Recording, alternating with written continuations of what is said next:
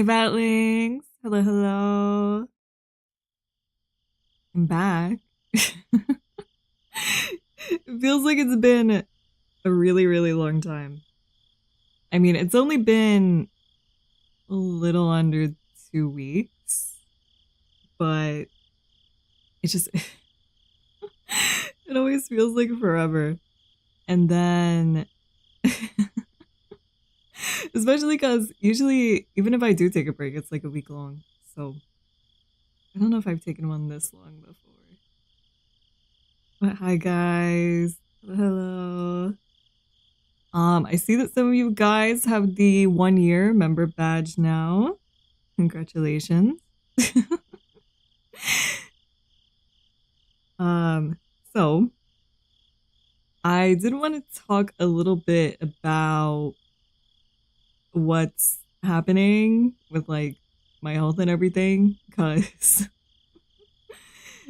it's been a little all over the place, and I feel like I don't know. I don't think I should keep you guys in the dark. But let's see. So today I got an official diagnosis for ADHD. So I'm gonna start on medication for that soon, and we'll see how it goes. I don't know how it's gonna be, but we'll figure things out. And like I said, I'm probably not gonna stream too much in the next few weeks, just to, make sure that everything goes well.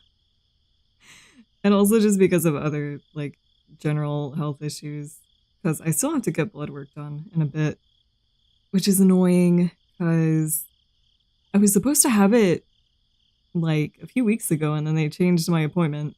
So, that's fun. But anyway, I also, in the week that I was gone, like, fully last week, I went to Texas because I had a work thing there. It was certainly something. The first night I was there, I was trying to walk to CVS, and I guess the store didn't do anything about it, but there were like a bunch of, homeless people hanging out around the outside. And I didn't really think it through, so I was walking there by myself. And it was at night, I should say. It was at night. And like, I don't know, there were plenty of other people out, but I was like, okay, that was probably a bad idea. And I think when I got back, I tried to go in a side door and I didn't have my room key. Or like I couldn't find it. I did when I got up to my room, but I couldn't find it to get in the side door. So I had to walk all the way around to the front. Yeah, I mean, I did have some fun. I went to the Meow Wolf that's there right now. There is another one opening in Texas in like 3 days or something. So it's a little ironic, but I went to the Meow Wolf there. It was good, but I'll get to that. The work stuff I had to do itself, it was just work. It was kind of boring. Sometimes I wonder how you're alive. I try my best. I try. But like I said, the work stuff was pretty fine.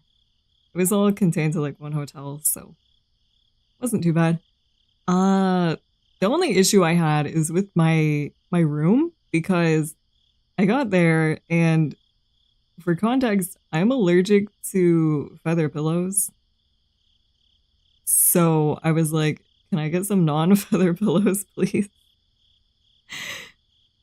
And someone came and they gave me one pillow. And I was asking for more, but I don't think the housekeepers spoke any English. So I didn't know how to say like that I that I wanted more than one. And so I just called back to the front desk and I was like, "Can I get another pillow?" And like 30 minutes later, she came back with another one. And probably spat on the pillow they handed you. I mean, you know, it's usually when I go to hotels, I don't have much of an issue getting them changed out. Oh, hello. Because, like, you know, most hotels that I go to, I'm like, all right, I have a feather allergy. Can I get some non-feather pillows? And they come in like, you know, within like 30 minutes. But also here, it took like almost an hour to get this single pillow and then 30 more minutes to get the second one. And also, I feel like I should mention there was a mysterious like brown stain next to the toilet. Like on the wall. And I was like, "Oh, that's great." This is the second time recently. Yeah, I know. Yeah. We're just not gonna worry about that because I didn't touch the wall, so I think we're fine. And I don't know. Besides that, it was okay. Like I said, trying to get anything for the room was kind of a nightmare. Because I kept having to call down to the front desk because, like, the second day that I was there, they just didn't service my room. And I didn't have, like, you know, clean towels or anything. Because when I got there, they had given me, like, one towel and one washcloth. And I was like, "Hey, can I get some more towels and washcloths?" And of course, they bring me one more towel and one more washcloth. It's like, okay, great, thanks. So the stains are blood. I don't think it was that. I don't think it was that. It was like, you know, it looked like something that should be in the toilet. Like I said, it wasn't very clean overall. I noticed in the hallway outside my hotel room, there was this like table and it had this like gigantic layer of dust on it. And then someone set their empty cup there and it stayed there for like a whole day. Did you tip the guy enough? I don't know. I don't think I mean, usually, to be honest,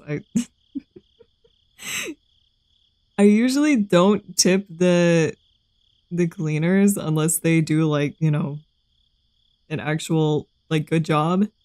I don't know. I feel like most of the times that I've been to the hotels recently, like they don't give you room service unless you specifically ask for it. Or at least some of them. Because I think that was a COVID thing. Like after COVID they started doing that. And most of the time I just opt out of it because like they give me plenty of stuff. So I don't need to have my room cleaned or anything. But this hotel, it was like I needed it because I only had one towel and one washcloth for like 4 days. And I was like, I don't know how they expect that to last for 4 days. You know, I guess they wanted me to reuse it every single day.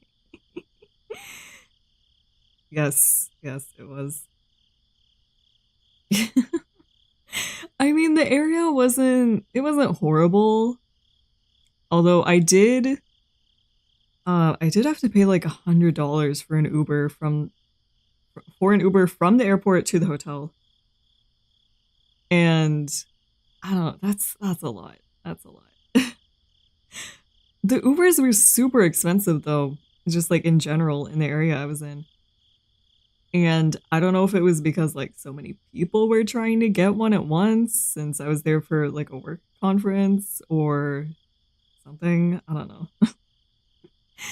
And then 2 days in a row, I went to a place that was like 20 minutes out.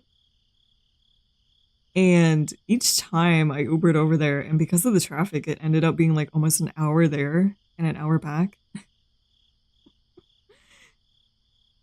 Isn't that travel costs? Yeah, I mean, I think I had work pay for most of my trips or like my Uber rides over there because I didn't feel like paying for that myself. The traffic sounds like a nightmare. It was. And I had some really like dangerous drivers.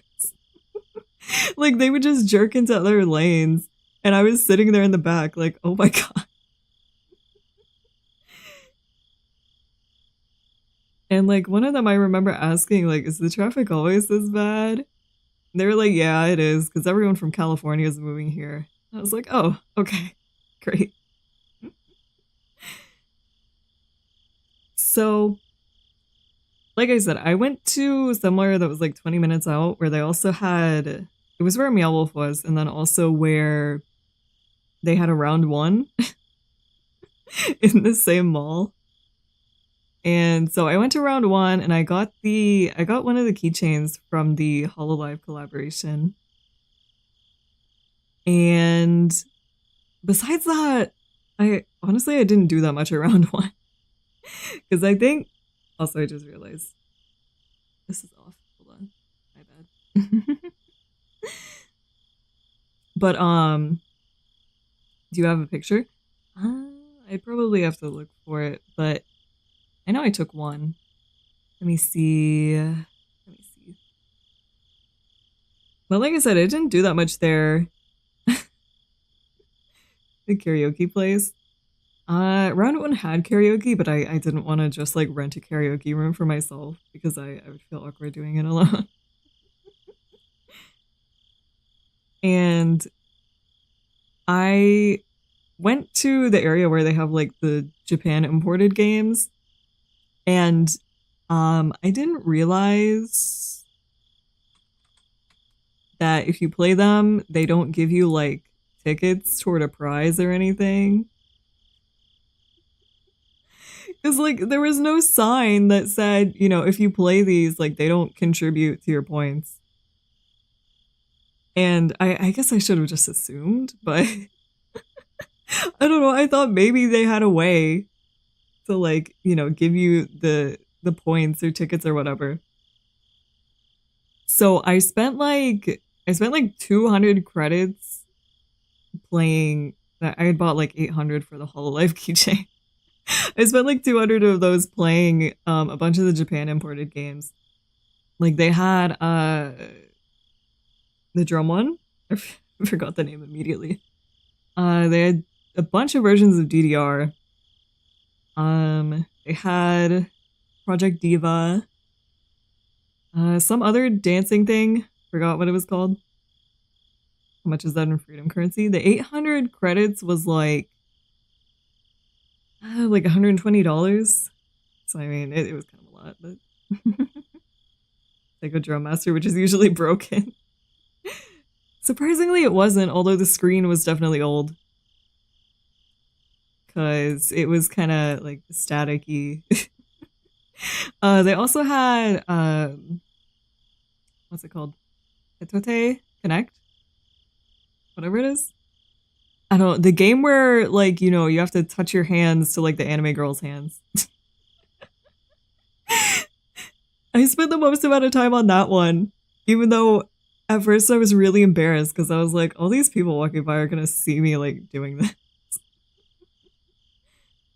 In one day? No, definitely not. I've probably spent more in one day. But it was a lot. But I was like, I'm going to go to round one in the future, so it's fine. Is that way you spend 120 bucks? No, I just wanted to play the games.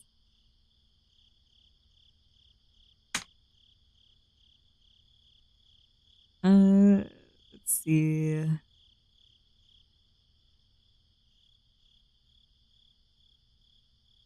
I'm trying to find the... Oh wait, here it is. Here it is. It's from the It's from when I was in the hotel room, so it's not a great quality picture, but oh well. But like, they didn't have that many games, or at least not many that I was interested in playing. So I mostly stuck to the Japan imported games, and then I played like Mario Kart. And, you know, besides that, they had like the usual arcade games, which I'm not super interested in because you can find those anywhere. Wait, here it is. This is the keychain that I got. There is another one, but I wanted the chibi one. Even though as I was standing there at the counter waiting for the guy to get it, I was like, I don't know, I might want the other one. But I had already told him this one, so I was like, oh, I'll just stick with it. I'll stick with it. And then they also, I don't think they had the like themed drinks, which I probably wouldn't have gotten anyway because I don't like soda, but but at the same time it was a little disappointing. And the day I went, they didn't have the new plushies yet. They didn't have any HoloLive stuff like in the claw machines. It's so much though. It's so much. But like I said, they didn't have any HoloLive stuff in the claw machines, which kind of surprised me because I had heard other people say that they had like holo figures and stuff. But you know, it's fine. Lab's been up for how long now? I think it started on the 11th, and then they just added the plushies on like the 25th, I think. And I flew home on Thursday, so I didn't have a chance to see them. But there is one closer to me, so I might see if I can head to the round one and find some more HoloLive stuff. Although, I played a few of the claw machines, but every time I just got really mad because like I knew I picked up the thing and it immediately dropped it, and I was like, oh my god, I can't do this. It's gonna piss me off so bad. Maybe I feel like I was over anticipating the collab because I thought they were gonna have like cardboard cutouts and everything of, you know, like Gura and Ina and Iris and the Fuamoko twins. And all they had was like a piece of paper stuck to like the front column. And I was like, oh, well, okay. They're designed to do that. Yeah, I know. I know. There was one that I played that had figures in it. And I don't know if you guys have seen them before. They're like the kind where there's like a light going. I don't know if I can describe it well. It's a conveyor belt, and you have to like stop the light on the specific conveyor belt that you want. And I was like, okay, I'll give it a try because the like tutorial video, it seemed like it moved forward a lot. So I was like, yeah, I can probably get a figure in like a few tries. So I tried it once, and I was going for a Sakia figure from Toho, and I stopped it right on the belt that figure was on, and it moved forward like maybe a single centimeter, and then it was like, you're done, and I was like,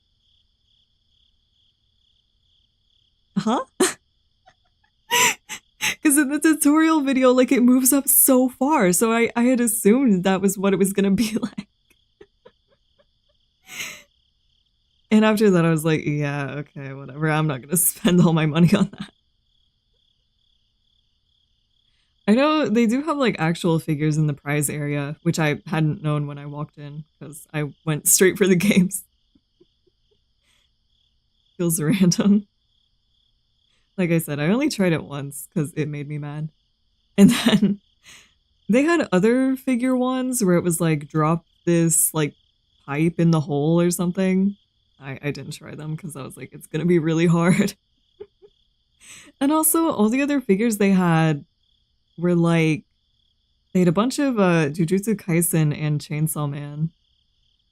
And like, I like Chainsaw Man, but I don't know. I don't want to spend a ton of time and money trying to get a figure of someone from it. Arcades are engineered to make you mad. They probably are. So they can squeeze more money out of you. I mean, overall, I think I had a decent time. There was a guy there that was recording himself playing DDR, and he had like 2 giant bags of stuff beside him at the machine. And he was there when I walked in at like, maybe like 11 a.m. And then the time I left, it was like 3 or 4 p.m. And he was still there, just like recording himself playing. And he had like a tripod, and I think he was recording TikToks because it was vertical. And I remember near the end, I wanted to play one of the games that was like next to the DDR machine. And I walked over to the machine, and oh my god, the smell of sweat. It was so gross. It was so gross. And in my mind, I was like, oh my god. At this point, just buy a machine for yourself. Like, Jesus Christ. If you're recording yourself playing DDR in the arcade for like 5 hours, it just buy a machine. Like, surely at some point it's got to be less expensive to actually buy the DDR machine than just keep buying credits for round 1, right? Who's he recording for? I don't know. He wasn't even like that good at it.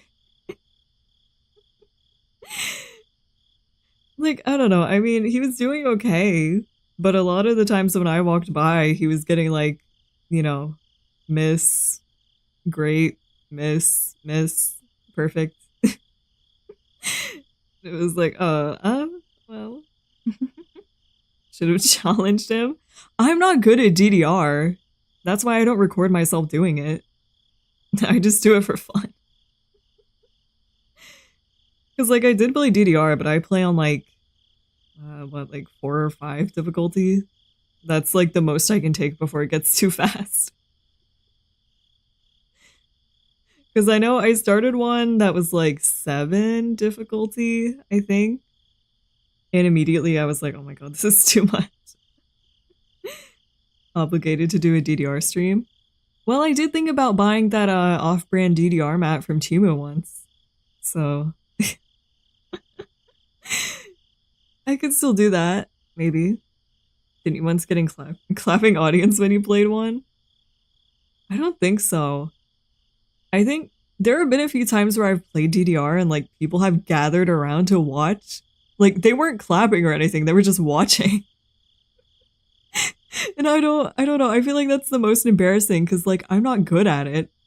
So I feel like it's really embarrassing when tons of people gather around and watch and I'm just like the worst DDR player you've ever seen. They were sad and crying while watching you. I'm sorry.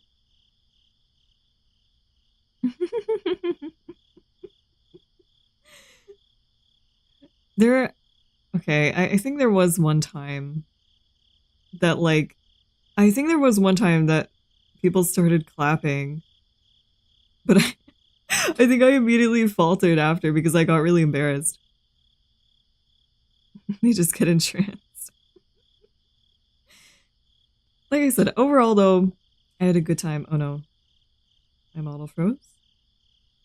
That might be, I think that's a phone issue. Anyway, like I said, I had fun. The next day I went to Meow Wolf, which was, hold on, let me see if I can reconnect. Okay. I don't know why it like zoomed me in. But anyway. Like I said, I went to Meow Wolf the next day. Oh, I might be lagging. Or my phone's just fucked. I don't know. Was that before or after streaming? I think it was before. Maybe.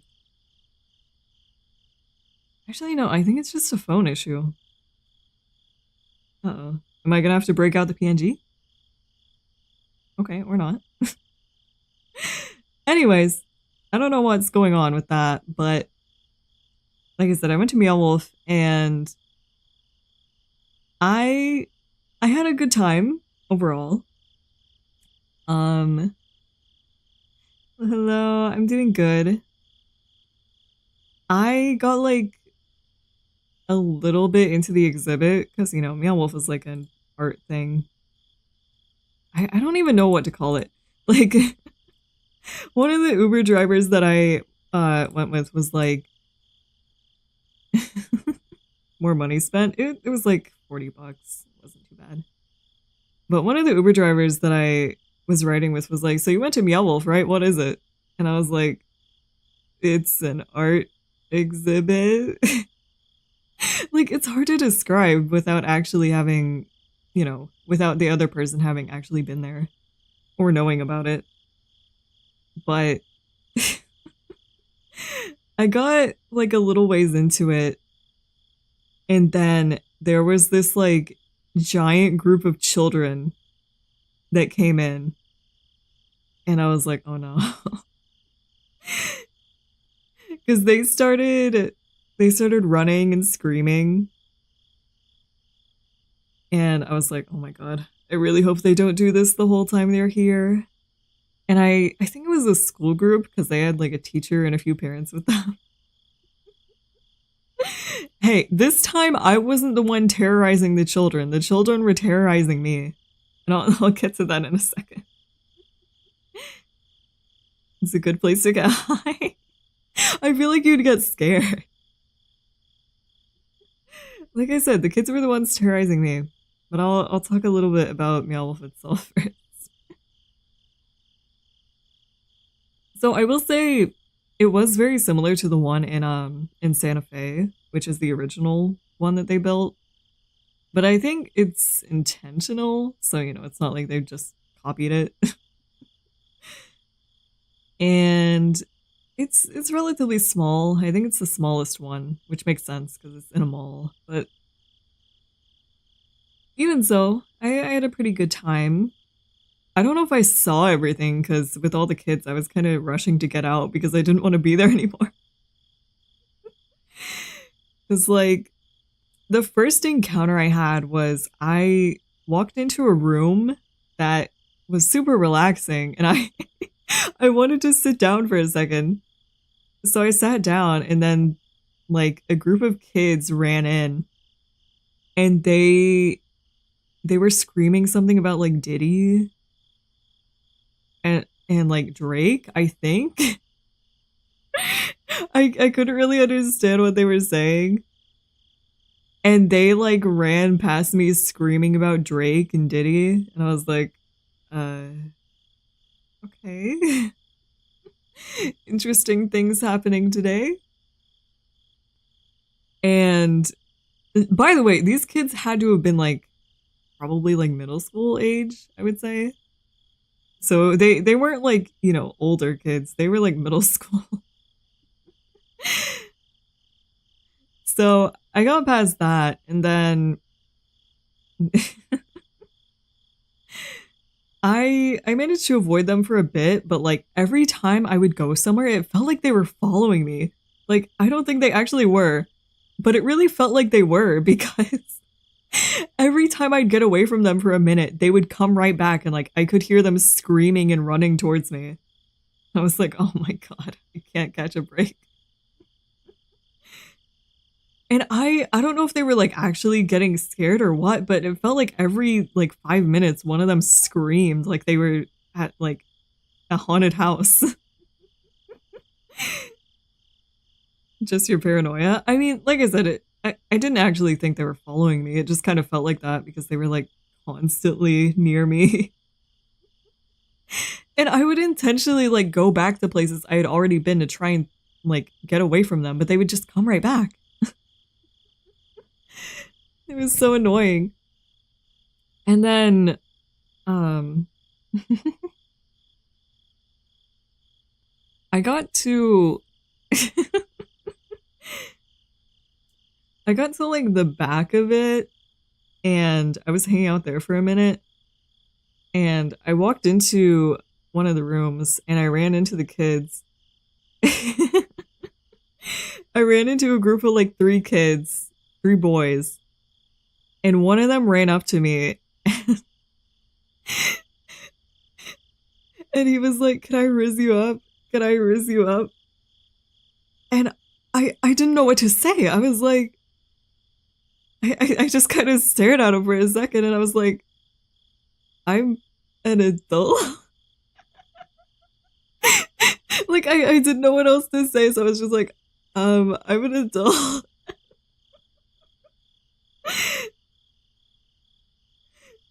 And then he was like, "Oh damn," and ran off. And I was just like, what's happening? And after that I was like, oh my god, I've had enough. So I think I spent like 20 more minutes just kind of trying to find stuff that I hadn't seen before, and then I left. And I went out into the they're like a attached cafe, and outside the employees were complaining about the kids, and I said something. I think I was like, yeah, they were being kind of weird to me. And the employees were like, yeah, we're sorry about that. They're on their final warning. And they were like, their teacher just took them out on the front lawn and like scolded them pretty bad. I was like, oh, okay. Imagine one of the kids points at you and says you're the TikTok VTuber Pythea Eriopalid. I think I would just have to leave if something like that happened. Like, I'd get out of there as fast as I could. But the employees were all super nice, so I don't have any complaints on that front. And I mean, obviously, it's not their fault that they had like a horrible group of children there. And I mean, honestly, it's more so funny than anything.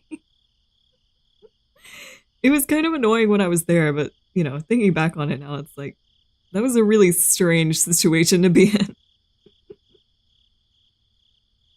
Because you were recognized IRL or from TikTok. Just being recognized would be too scary. I would, no matter where it was from, if I was recognized, I'd probably just like leave and go home if I could. Or like go to my hotel room or whatever. Alright, have a good night. Thank you for stopping by. Like I said, it was just a really, really strange situation. But overall, I had a good time there too. I didn't really get to like experience everything because, you know, there were tons and tons of kids. Go to places where kids are not allowed. Well, I guess I should have gone like later at night because I know later at night Meow Wolf has like 21 plus. Because, you know, they have drinks and everything after dark. So I guess I should have gone then, because then all the kids would have been gone. But at the same time, I'm like, I don't know. I don't want to be around a bunch of drunk people and trying to go through Meow Wolf. Because that also kind of sounds like a nightmare. Because, I don't know, sometimes drunk people are the worst. And besides that, I didn't really do anything because there just wasn't that much to do. I went to a fancy restaurant.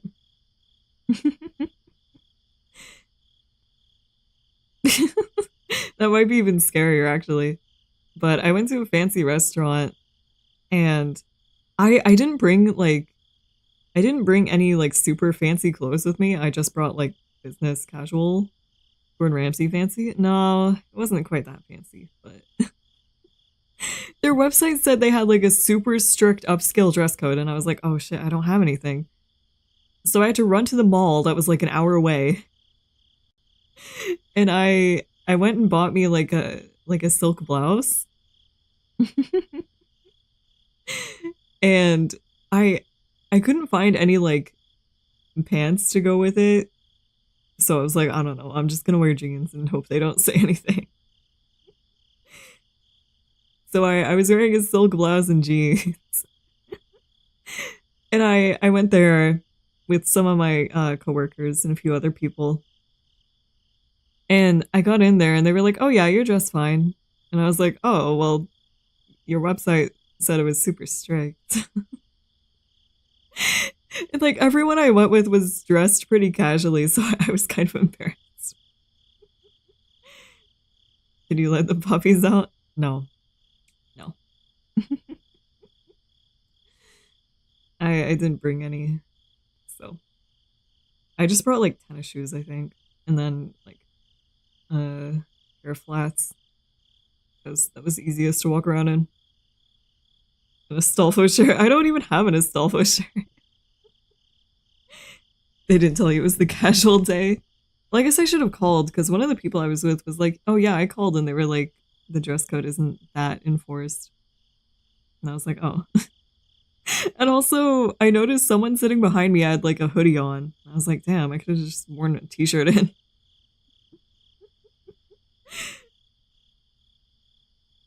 Oh. Well, no, I didn't unbutton the blouse or anything. I buttoned it all the way because it was already pretty low cut. So I was like, I don't want to risk anything. And also, I feel like it was more of like a business dinner because I was eating with like, you know, people that I knew from the conference. So, I don't want to be having all that out there. Never get behind hoodies. I used to wear them a lot, but nowadays, I don't know. I just don't really like them. Imagine walking in with your SpongeBob Crocs. Now that they might have an issue with, but I think what I was wearing was fine. Maybe. I didn't get kicked out, so I think it's fine. And as I was as I was ordering, like the waitress came over and we were all ordering drinks. And and she was like, "Do you want anything?" Or like she said like, "What do you want to drink or something?" And I was like, "Water, please." And she was like, "You have water right in front of you." And moved on and I was like, "Oh, damn, sorry." Like I don't think she meant to be rude, but I was just like, "Oh, okay." And I was kind of embarrassed. Because I was like, "Yeah, I do have water, but like, I don't know, just say okay." I don't think I gave her much of a tip because I don't know, she was kind of rude to me.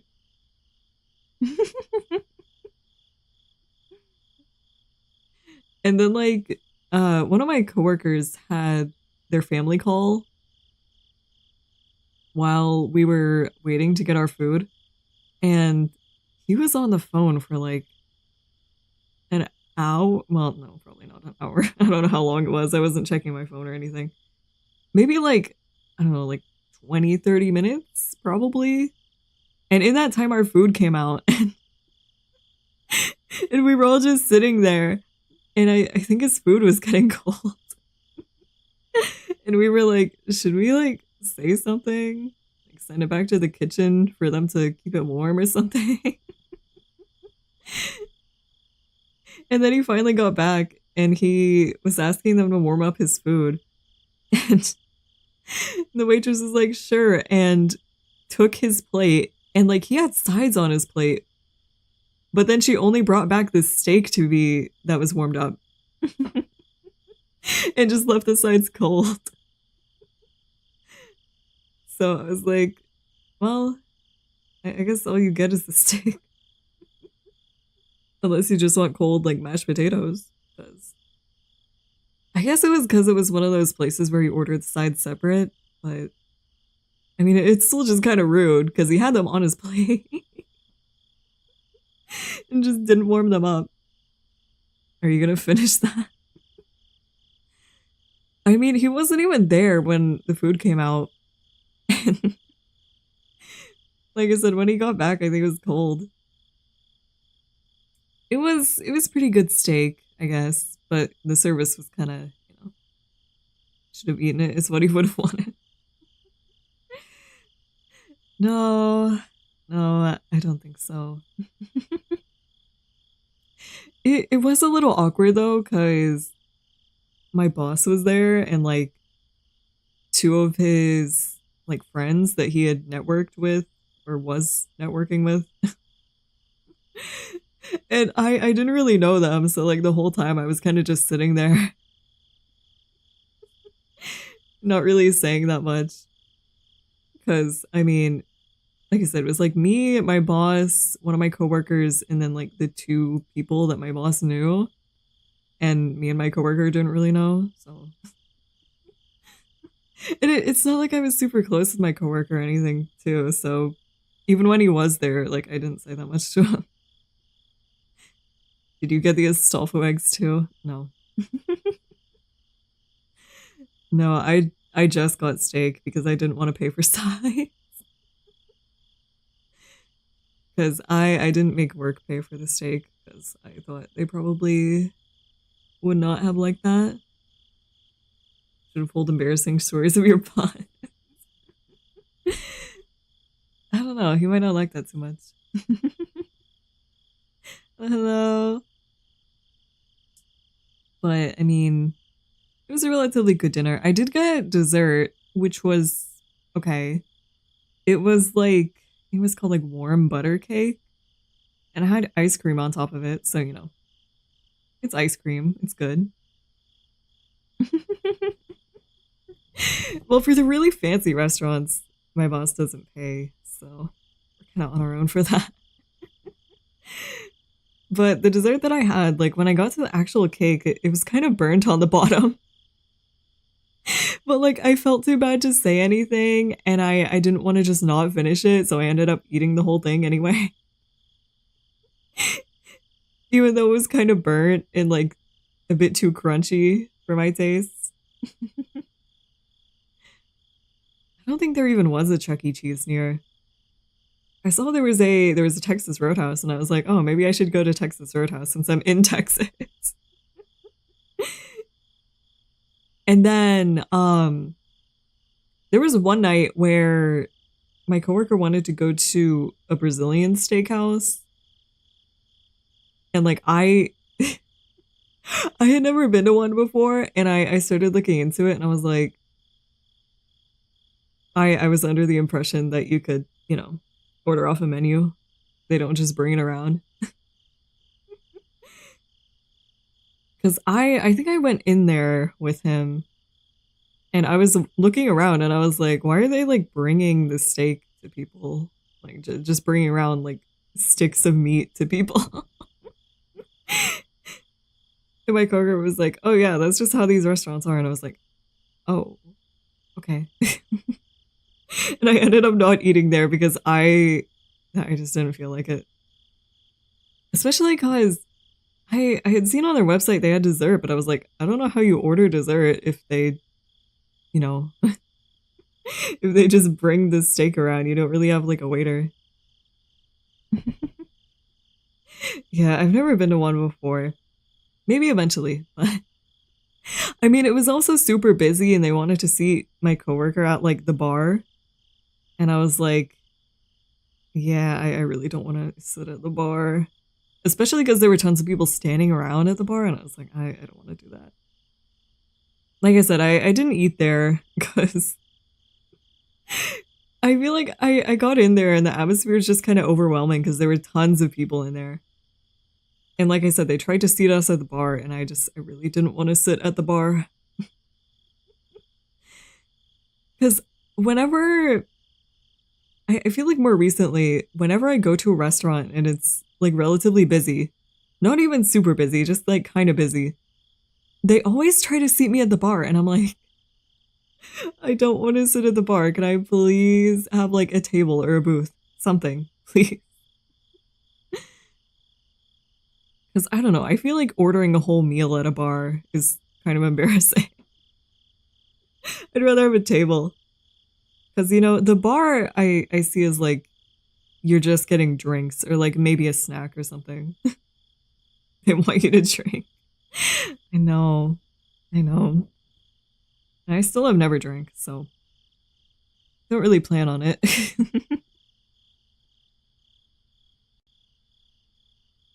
But like I said, besides that, I really didn't do that much because there just wasn't that much to do.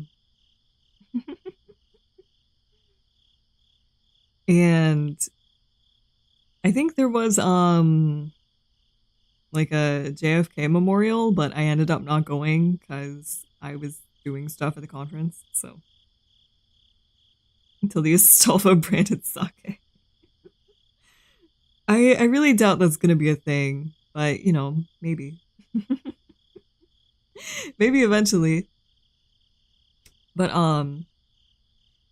besides that, I didn't have any like horrible experiences. So it's not too bad.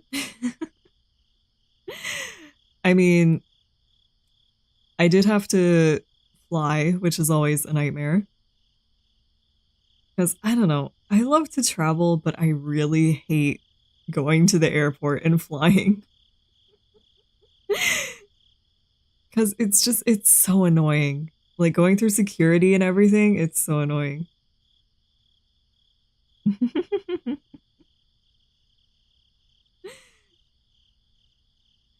Not horrible. I mean, worse has happened. So, have a fear of planes? No, I'm not scared of flying. I just think they're kind of gross. Like, I'm not even a germaphobe.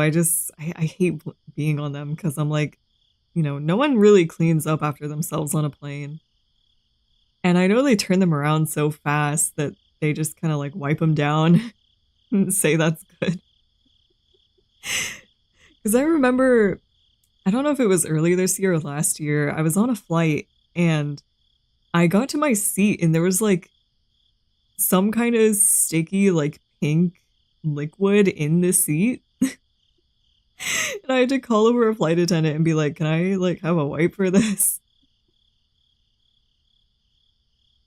And the kids, honestly, the kids haven't been too bad the past few flights that I've been on. I mean, there have been a few, but they haven't really been like, you know, super loud. The Astolfo liquid. Damn, he melted. But like, even after I wiped it down, even sitting there, I was just like, I felt gross. And I feel like the worst is when you have to use the bathroom on a plane because oh my god, they're so like nasty and small. Because on the flight home, I got on the plane and we were like an hour into the flight, and all of a sudden I was like, oh my god, I have to use the bathroom so bad, and I was like, I'm gonna try and hold out because I really don't want to use the airplane bathroom because it's really nasty. So I was sitting there and I was like, oh my god, I don't think I'm gonna make it until we get back because we weren't really, I don't think we were super close. Or at least at the time I thought. After I got out of the bathroom, they were like, yeah, we're like 20 minutes away from landing. I was like, oh, well. But you know, I had to ask everyone I was sitting with to stand up because I had the window seat. Business class trip or whatever for your throne. It'd be nice, maybe. That's why you don't consume any liquids 2 days before getting into a plane. Usually I don't have any issues. I don't know what was so bad this time. But like I went to the bathroom, and also another thing that I absolutely hate is like when you get up on a plane and everyone stares at you. It's like, okay, come on. Come on. Surely you've been in my situation before. Why are you staring? And then I think there was a little bit of like turbulence as I was walking. So I was having to like hold on to the backs of people's seats. And then I finally got to the back, and both of the restrooms were, I guess, had people in them. They were occupied. And so I had to stand there in the back by the flight attendants. And then when one guy came out of the restroom, he like stared me down like he was mad, and I was like, just fucking waiting in line. And then I got in there and like, you know, I was doing my business. And as I was sitting there, someone started like trying to force the door open. And I guess I hadn't like locked it all the way. I thought I did, but I guess I hadn't because like it started to come open. And I was like desperately grabbing the door because I was like, oh my god, I really don't want someone to walk in on me in the airplane bathroom. So I was like trying to hold the door shut and like trying to finish as quickly as possible. And then I washed my hands super fast. Or well, I was trying because their faucet, I had to like hold it down to actually get water to come out, so I could barely wash my hands. And then the worst part is, I got out and there was no one standing there. And I was like, was one of the flight attendants fucking with me? Or did someone just like pull on the door and then give up? And as I was walking back to my seat, I was like shaking. Because I was like, oh my god. That was like the worst restroom experience I've had. Well, I don't know, probably not the worst. I think the worst was still the gas station in California that had hair in the toilet, but at least there no one tried to force the stall open. That would have made it like 10 times worse. But no, the gas station toilet is still the worst. But I feel like this is probably second. It was pretty bad. After that random encounter, they'd probably run. I was just like, what happened? And Pi has 5 different toilet stories at this point. Hello. I don't know why things keep happening to me, like in the restroom. I guess it's just because I travel so much. But like, I absolutely hate using public restrooms anywhere. Because they're always so nasty. Like, you know, being a woman, you'd expect like the women's restrooms to be relatively clean. But no, it's like you always go in and they're nasty. It's like, why? Can't you people clean up after yourselves, please? Thank you. They can be the worst. Sometimes. It's only a matter of time. I mean, the one time I accidentally walked into a men's restroom recently, it looked relatively clean. I mean, I didn't go into a stall to check or anything, but it was also at like a nice restaurant though, and I think the women's restroom is fine. So, you know. But that was all the troubles that I had with my trip. So, overall, I had a decent time.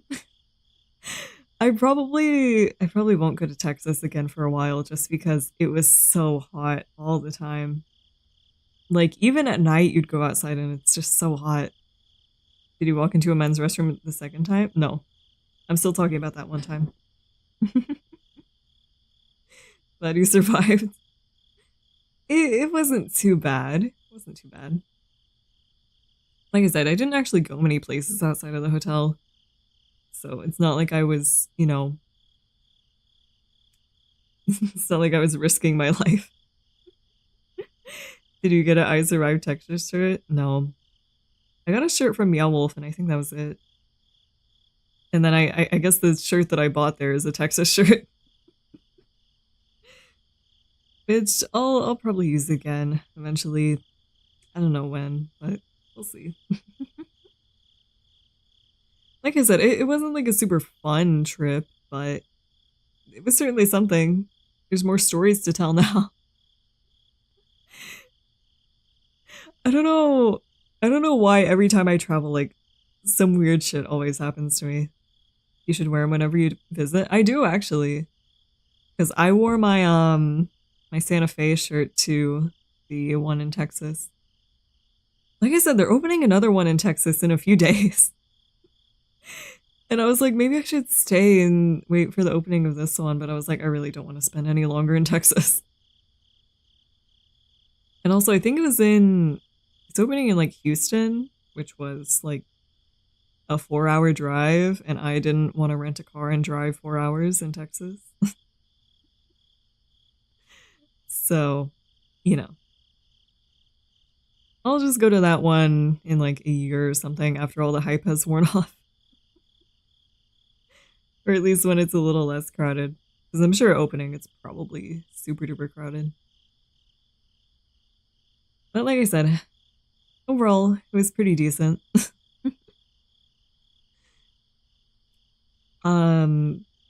I announced this in the Discord server and on the community tab, but the new outfit is being rigged currently. So that should be done. I want to say like early December should be when I can do the outfit reveal. I know it's taken a while, but I'm just glad that it's finally done. And as for other stuff that I'm working on, I still don't really have like a timeline. I'll try to get something more set in stone. Hopefully, since I'm gonna be taking medication for ADHD soon, I should actually be able to work on stuff and, you know, not get distracted all the time. And hopefully I'll be a little more productive. Because I mean, if I actually really focus on something, I can work on it for a bit. It's just hard for me to start on something and then like retain my focus. Yeah, I got diagnosed today actually. I had my appointment at like 2 p.m. It only took like 15 minutes. Which I don't understand why my regular doctor couldn't do it, because it's just asking questions. Like there was no super special, you know, analysis or anything. It was just asking me a bunch of questions. I guess my doctor just didn't want to do all that. Because of money. I suppose. I do gotta make sure that I have all my stuff up to date before I get my prescription. And hopefully my pharmacy accepts the prescription, because I know with the thing I went with, sometimes they don't accept online providers. So hopefully it all works out. I just want to like get it as soon as I can and like try it and see if things go better. And hopefully this will improve things. I hope so too. Because like I said, it would be really nice to actually, you know, be able to work on stuff and not get distracted all the time. And like I said, over the next few weeks, I probably won't be streaming too much. I think my phone froze again. Anyway. But I probably won't be streaming too much, especially when I'm on the medication at first, just to make sure that there's no like horrible side effects. It's a miracle you've been VTubing for this long. I mean, streaming is a little easier, I feel like, because I don't really have to do that much, to be honest. Like, I mean, I have to focus on a game or whatever I'm talking about, but that's not too hard. I mean, sure, there are times where I'm tempted to like pull up something else while I'm streaming, but I'm like, I'm streaming, I can't do that. But for the rest of the week, Wednesday, I'm doing a watch along of the original Saw for a Halloween movie. I was gonna do it on Halloween, but I'm probably gonna be like handing out candy to kids, so I probably won't have time to do it that night. But I have seen the original Saw before. It's been a little while though. It's been quite a few years. Randomly does her dailies mid-stream. Yeah, guys, we're just gonna take a break so I can do my dailies on Faker in Order. Let's play a game. It's called FNAF. But that is at 9 p.m. the Saul Watch Along on the Discord server. So as long as you're not sensitive to violence and blood and gore, then feel free to hop in on Wednesday. And then Friday and Saturday, Friday's Crow Country and Saturday Silent Hill 2 Remake, which I will probably turn down the difficulty on, at least for that one section, because it's just, it's a lot. It's a lot. And I know there's one game that I've been wanting to play for a bit, so I might start it next week. We'll see. There's still some stuff I gotta finish up. Like Yomawari I need to finish, which should only take one more stream, hopefully. As long as I don't keep dying over and over again, but I'll like study my technique and then we'll be done with that. Need a Saul edit like Danganronpa with the pink blood. I mean, there's like a Saw unrated version, which I saw was in theaters not so long ago, but I think it's more bloody actually. I'm just gonna find the normal version. Yomawari is the whole Hardest Souls game. Kind of feels like it sometimes. After I finish that up, I don't really know what we'll do. I still have a long list of games that I want to get to, but I might start eventually like making a list and trying to go down the list, because I have a list of games that I want to play, but like they're not organized by importance or anything. They're just kind of there. And then there's also just games that I want to play like in my head that I don't really have written down or anything. So maybe eventually I should actually plan it out. Samurai Remnant is a possibility. I don't know about that. It's probably like, how long is it anyway? It's probably pretty long, I would say. Isn't it? Like Fate, Samurai Remnant. How long to beat? 29 hours. I guess that's not too bad. But one of the first results on Google is, why is Fate Samurai Remnant so slow? I feel like that's a bad sign for a game. It's the first thing that comes up. Hold on. Like...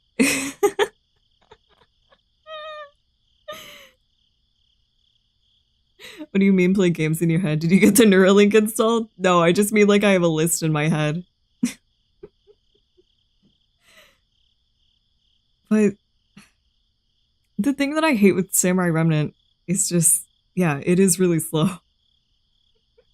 All the cutscenes are so gruelingly long.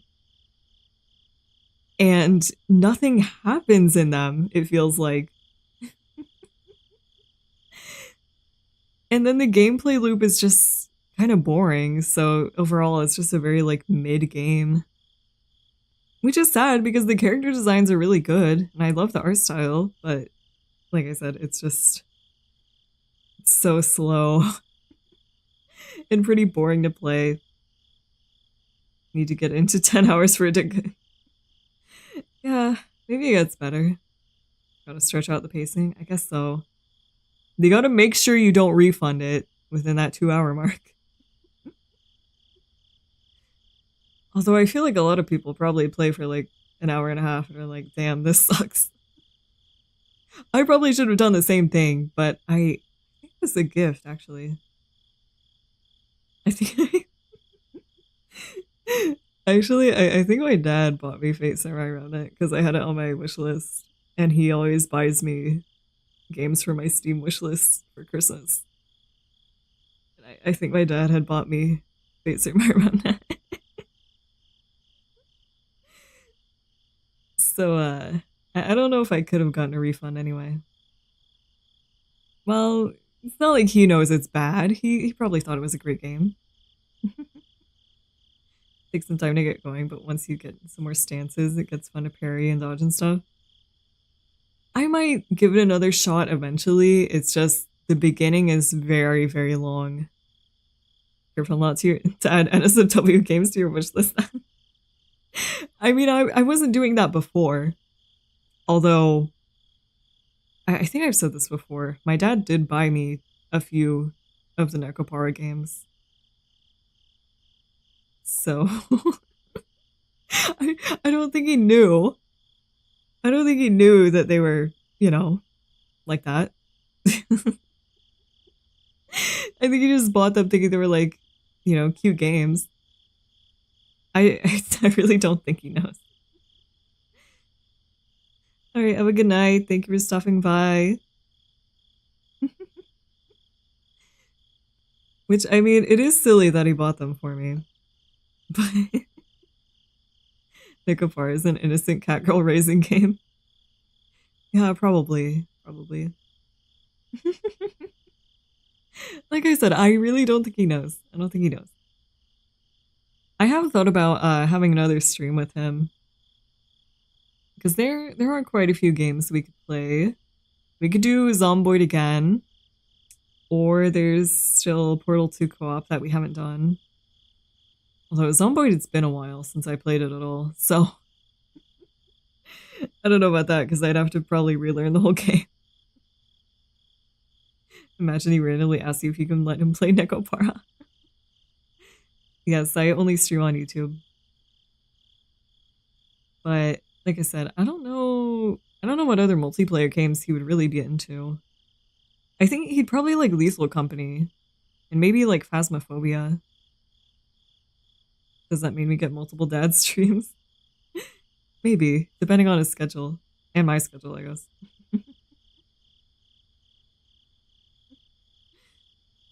And let's see. So I think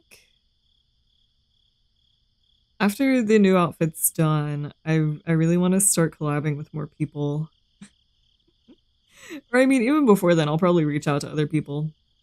Because for the longest time, I've been like, I really need to collab with more people. And I just haven't, you know, done anything. But I've been amassing like a list of VTubers that I want to collab with. So maybe over the next like few weeks, I'll start messaging them and scheduling some stuff. We'll see. But like I said, I really want to collab with more people, not just stream on my own all the time. Because it's been a while since I collabed with anyone. Oh, I'm lagging.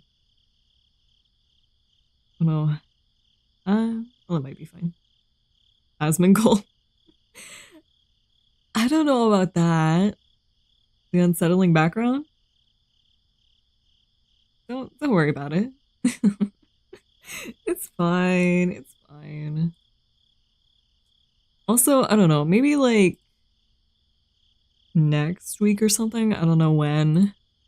I might do a karaoke stream sometime soon because I've been wanting to do one for a while. I'm probably, let's see, I can't stream I can't stream Monday or Wednesday next week because I have doctor's appointments on both those days. But probably like Friday or Saturday next week. And then the other days we'll see. I know, it's been a while since I did karaoke, hasn't it? Which Hollow member are you collabing with? I don't know about any of them so far, but we'll see how it goes. But like I said, I want to do karaoke sometime soon. I want to learn a few more songs so that I'm not just doing the same ones over and over again, though. Because I mean, you know, I have fun singing the same songs. but I do want to sing some more. I do have a list of like early 2000s and 90s songs. Actually, I think there's stuff from the 80s on here too, but you know, don't mind that. Don't mind that. There's a lot of songs on here, so I can probably learn a few of them at least. Karamia. maybe if I can learn it. The Mitski and Duvet loops. There's probably gonna be at least one Mitski and Duvet in each karaoke. The Britney Spears karaoke one you once mentioned. This is the list that has Britney Spears. Let's see, there's Britney Spears, Gwen Stefani, who else is there? There's more Boa songs, although I don't know if they have karaoke versions, so I'm gonna have to see if there is. Because, like, I know them pretty well, but I don't know if I'm confident enough to just sing over an instrumental. Katy Perry, Lady Gaga, Evanescence, of course. There's quite a bit. There's quite a bit. I thought about separating it into two different karaokes because there's like, you know, pop songs and then there's like emo songs. The Avril Lavigne. I don't think there's any. I feel like I never really listened to her though. Well, not that much. No Paramore. I feel like I only listened to like one or two Paramore songs, to be honest. Wake Me Up and Coming. Yeah, I think that song is on here. No, Ed Sheeran. No, I'd rather not sing Ed Sheeran. There's Panic at the Disco on here. And there's like one Fall Out Boy song if you're a fan of them. There is one song that I really want to do karaoke for, but I found out recently the like main singer got accused of some stuff, so I guess that's another case of separating art from artists. I don't know. Maybe I'll do it anyway, but you know, it's after finding that out, it's like, oh, well. But yeah, there's a lot of different stuff. Like I said, I think there's like 80s, 90s, mostly early 2000s, because that's what I was going for the theme. Gangster's Paradise. No, I don't think there's any. I don't think there's any rap songs on here. Because I'm not good at rapping. I'm just not good at it, okay? But, I mean, it should be fun whenever we do it. And like I said, I might have to separate it into two karaokes because this is a long, long list. So even if I do like 2 hours, there's probably still going to be 2 more hours. Remember, guys, she's a white. It's true, though. It's true.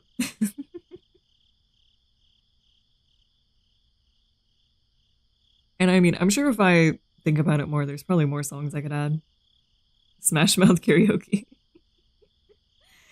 We'll see. We'll see. And then eventually I feel like I want to do more musical karaoke, but I don't know that many musical songs, or at least not right now. So I feel like I'd have to learn a bit more before I do it again. I need to start like watching more musicals, but I know when when like Heathers was a thing, you know, Heathers the musical. I really liked it for a bit, and I was like, maybe I could do a few Heather songs on karaoke, and I started listening to some of them again, and I was like, yeah, I don't know about that.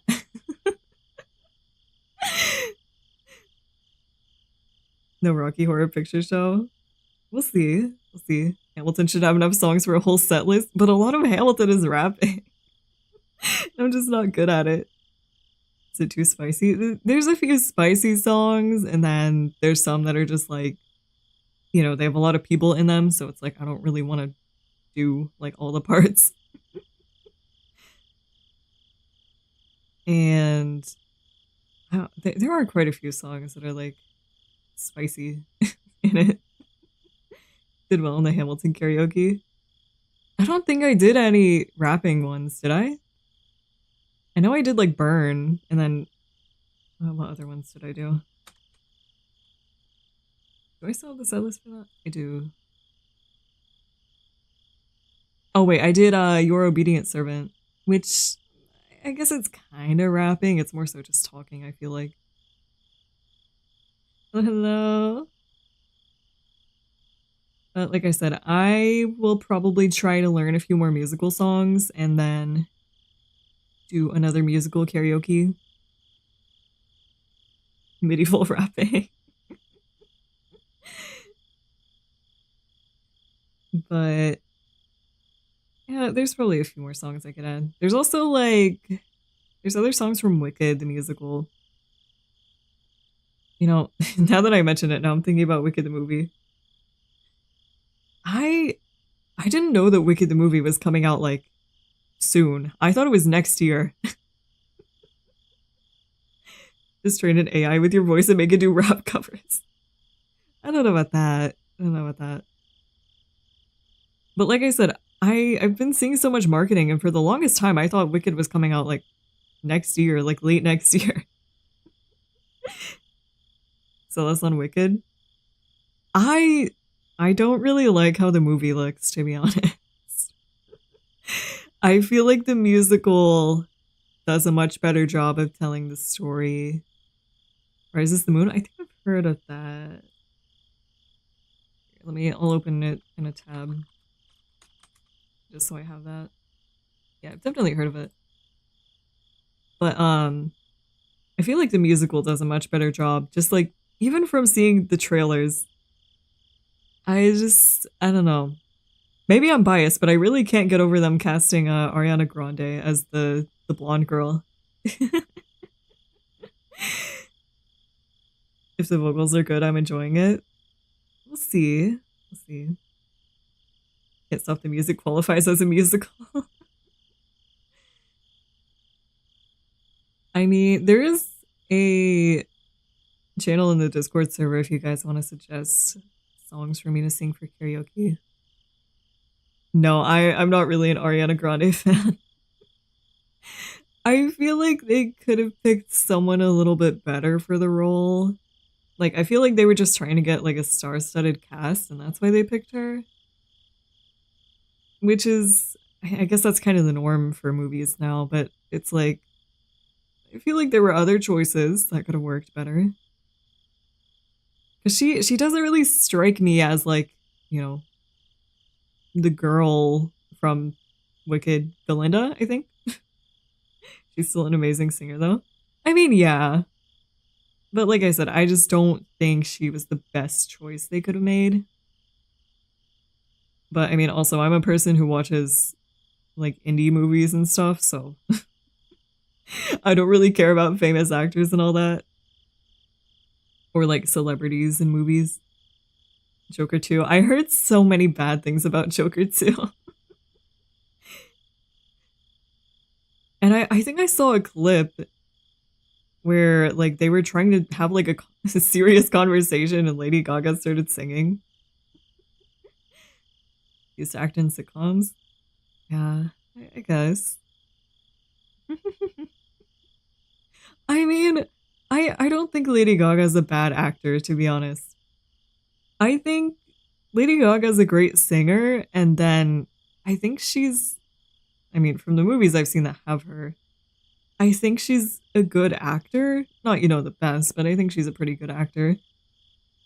But I feel like for Joker 2, they just made her sing the whole time because she's a great singer. And it's like, you know, you don't have to do that. They can talk sometimes too. They don't need to sing everything. Because Joker 2 does not strike me as a movie where they need to like sing at each other in conversation. She's decent, but it's a cash grab movie. Yeah. Didn't the director say that the concept for it like came to him in a dream or something? Because, you know, that always produces the most wonderful ideas. She's a decent actress. The overall direction of the movie ruined everything. Yeah. Like I said, I haven't seen it. I've just seen a few clips online, and I've heard other people say things about it.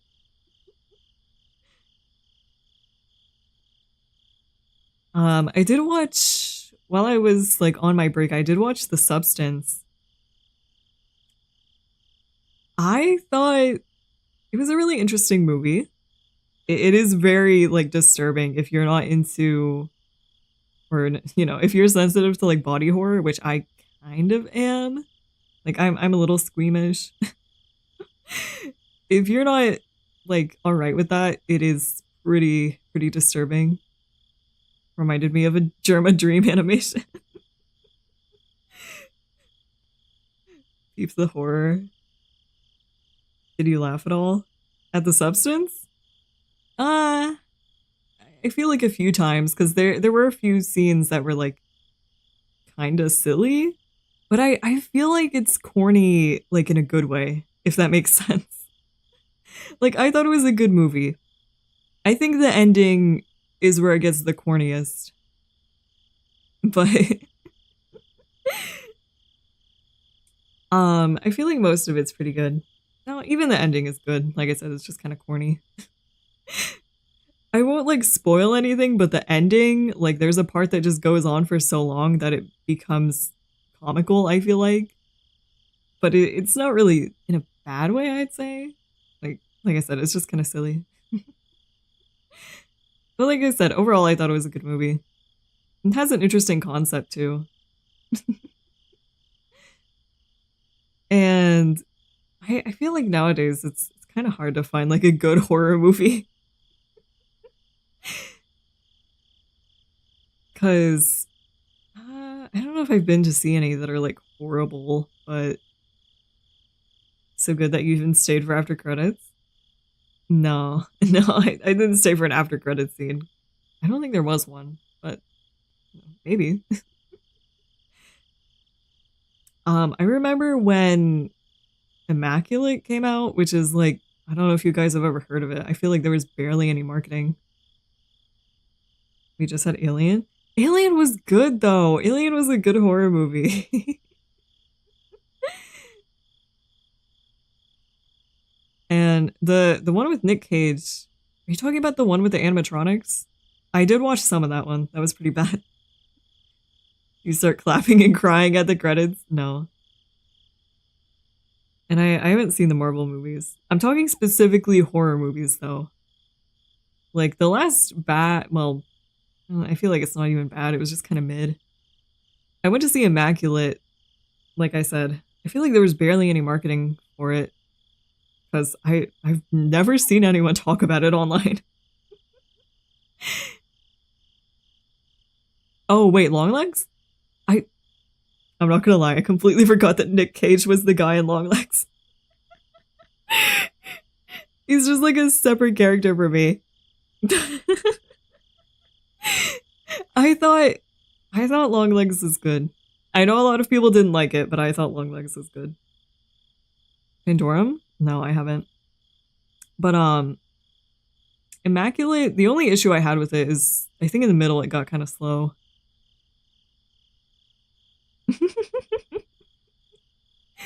Well, like he doesn't even really look like Nick Cage in the movie because he has so many like prosthetics. He doesn't look like Nick Cage.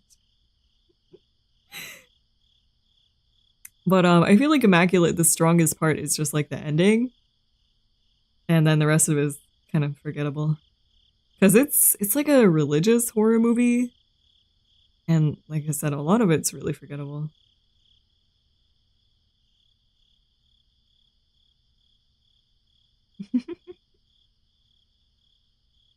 Yeah, I mean, I feel like Longlegs from the trailer, it was pretty obvious that it was like, you know, about what it's about. And I think some people just went in expecting something that it was not. You can make short horror movie reviews with all the stuff you've been seeing. I've thought about it, but at the same time, I'm not like the best movie reviewer. I feel like most of what I have to say is like, yeah, I thought it was good. Avoided all the trailers. I did too. I think I watched like one trailer after I had already bought tickets, but I still thought it was interesting.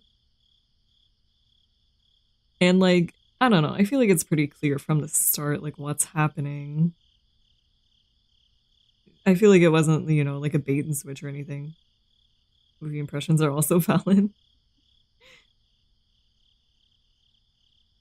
Yeah, I mean, it's hard to find horror movies that like really interest me usually. Like, yeah, Longlegs, all the marketing and stuff looked neat. Or like the poster that I saw because I barely saw any marketing. But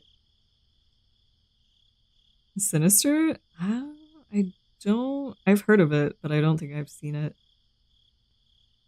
But like, it's hard for me to actually get interested in a horror movie because I feel like the issue is that there's so many of them that come out, and a lot of them are like haunted house movies. It is like, yeah, they can be good, but I'm just, I don't know. I'm not really into the whole like this house is haunted thing. And you know, usually I'm not into like demon stuff or like the devil as a trope in horror movies, but I think Longlegs did it well. Yeah, yeah. M. Night Shyamalan. I thought about watching what's it called? Trap? I think he made that one, didn't he?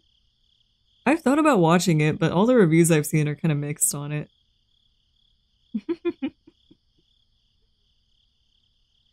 And I've also thought about watching Old. Even though, like I said, I feel like people mostly make fun of Old. Like they don't really say anything good about it. But like I said, I've thought about it. Seems interesting. I think my favorite horror movie, I don't know if I've ever said it before, but I think my favorite horror movie is Midsummer. Because, like, the first time I watched Midsummer, it just left such an impression on me that I've never really had happen with any other horror movie. Get titled with one word. That's what it feels like. That's what it feels like for a lot of movies, actually. But like I said, Midsummer was really good. Midsummer was boring to me, and it was hilarious, though. I mean, I can see how it could be boring. This implies Pi almost went into a cult member arc. No, I don't think I'd ever join a cult. Well, I don't know. It feels like, I don't know, every time someone says that, there's always someone that's like, well, yeah, people say they'll never join a cult, and then they do. Concept of old gun under my skin, but the bad decisions by the characters spoiled the rest of it. She thought about it. I didn't think about joining a cult. What if it worshipped Astolfo? I don't know if I could do that because I feel like I would get jealous, to be honest. I feel like going in blind adds a lot. Yeah, that's true. That's true. Because a lot of the horror movies that I've seen recently, I've gone in blind. And I'm probably going to do the same for Nosferatu, which is coming out in like December, I think. So I'm probably going to see that like before I move. My God, it feels like time is going so fast. I'm moving in like 2 months. Explain. You know, maybe I just want him to myself. Something like that. Freaking Christmas. Yeah, it is kind of a weird time for a horror movie to come out, but It just feels like time has been going so fast. Should have been casted for Nosferatu. I don't know. I feel like there's probably other options. Yeah, I also have an ad blocker on YouTube because sometimes I use YouTube on my TV and sometimes I get like 90-second unskippable ads and I'm like, oh my god. This is why I use it on computer. Phantasm Ravager. I think I don't remember. I was looking forward to Alien Romulus. And it was pretty good. Obviously, it's not the best Alien movie. I think the best Alien movie. I mean, I guess I can't say too much because I haven't seen all of them, but I feel like the original is always going to be the best. The YouTube TV user. Hey, I just do it sometimes when the roomies want to watch something on the TV too.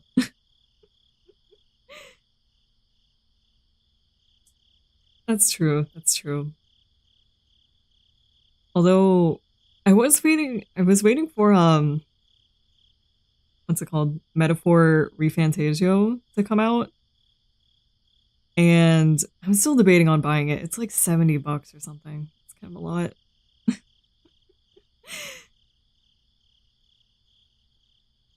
And I remember I was looking forward to Five Nights at Freddy's, the movie coming out.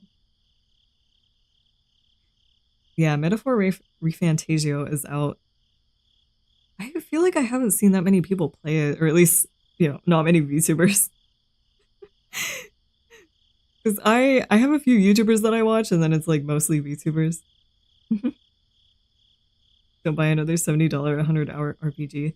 I know, it's like I was kind of tempted, but it's like it feels like it's kind of just like fantasy Persona, so I don't know if I could really justify it. Which ones? As for YouTubers, I watch mainly Badass Hero. I watch I do watch Markiplier sometimes. I do watch I watch Moist Critical. I feel like that's really about it for like YouTubers. And then VTubers that I'm watching right now, I still watch my Oshi, Leora, Valkyria, Dia Fortuna. Besides them, I don't know, I switch between a lot of them. Suri Solari, also from VNU. And quite a few others. Probably way too many to list. Pretty good. I would wait for the discount though. Yeah, that's what I was thinking. The game is excellent. One of the best of Atlas, but not the best for streaming. Yeah. You keep an eye on your daughters? I don't like actively watch them, but I do, look around for them. Sound a lot like that tiger girl from Face Connect. I might know who you're talking about. I like how we can tell which ones you're watching by the games you're playing. Yeah, I might take a bit of inspiration. Listen, it's just sometimes I see that Dia's gonna play something and I'm like, oh wait, that looks interesting. So I'm like, I want to play it too. So, we're like ripping off. Come on, come on. It's not ripping off if I'm playing like a popular game. You make it so easy all the time. And besides, I do play things that I want to play besides, just copying. So it's almost the same. Here, let me I need to see, what is she playing this week? I didn't look. I didn't even look this week. Let's see. Let's see. Wait, I don't think she has, at least not on, it might be on Twitter. I don't see one on YouTube. No, ASMR too. Maybe eventually. I finished Resident Evil last week. I know, I gotta finish it. I just feel like it's gonna take so long. It's fun to play horror games. I don't know. I prefer people that are like super calm when playing horror games, but I do like Daya. Daya streams a lot though, like a ton. Because sometimes I see her schedules and I'm like, oh my god, does she rest like at all? Someone convinced Daya to play Resident Evil 0 so Pi finishes. I don't know if that could even convince me to finish it.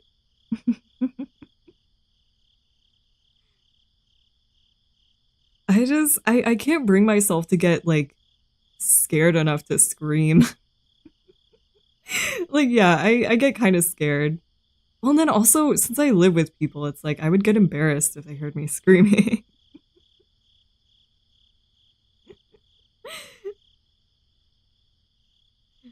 And as for like ASMR, like I said, I'm still working on one, but it's not going to be live. It's just going to be a video. More afraid of cringe than zombies. Not even really cringe. I just feel like I'm worried my roommates would be like, are you like getting killed? Like, do we need to call the cops? Try screaming with your lips closed.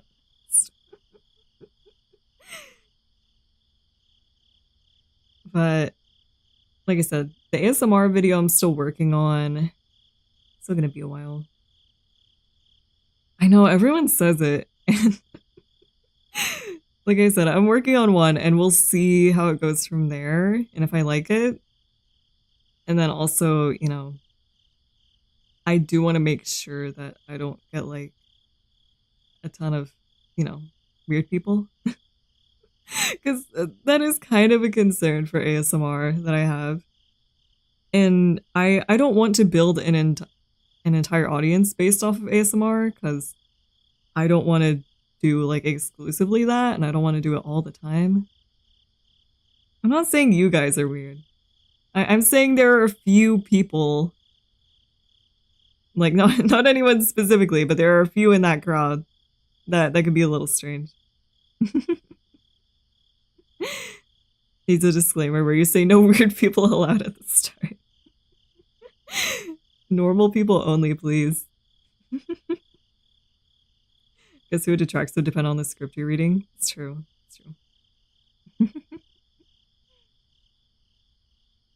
I mean, the script that I'm writing right now is like yandere, so we'll see how that goes over. What, they treat the ASMR person like a muse or something? I don't know. I just, like I said, I don't want to cultivate like an entire audience off of it because I do want to do my usual stuff too.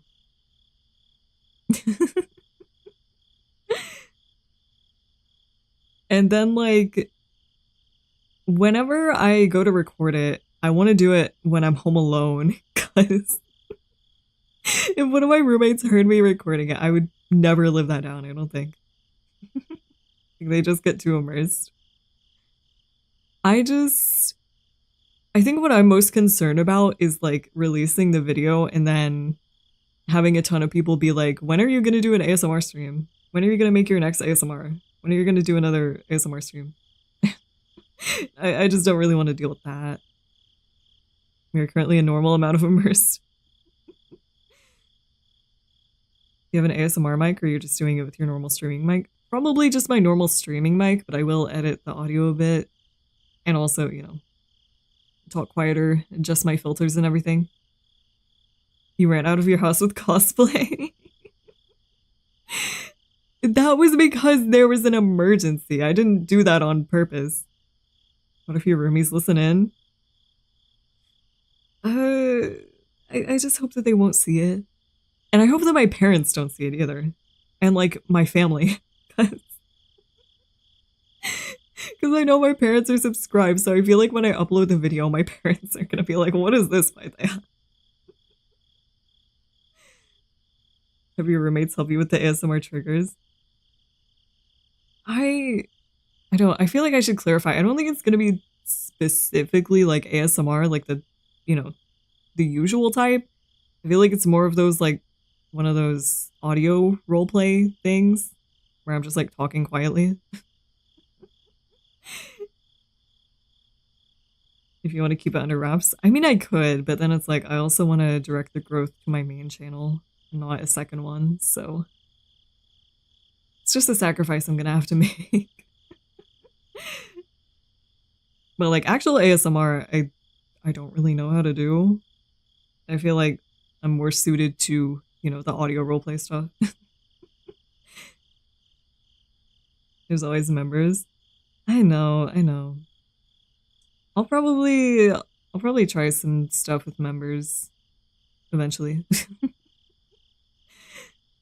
And then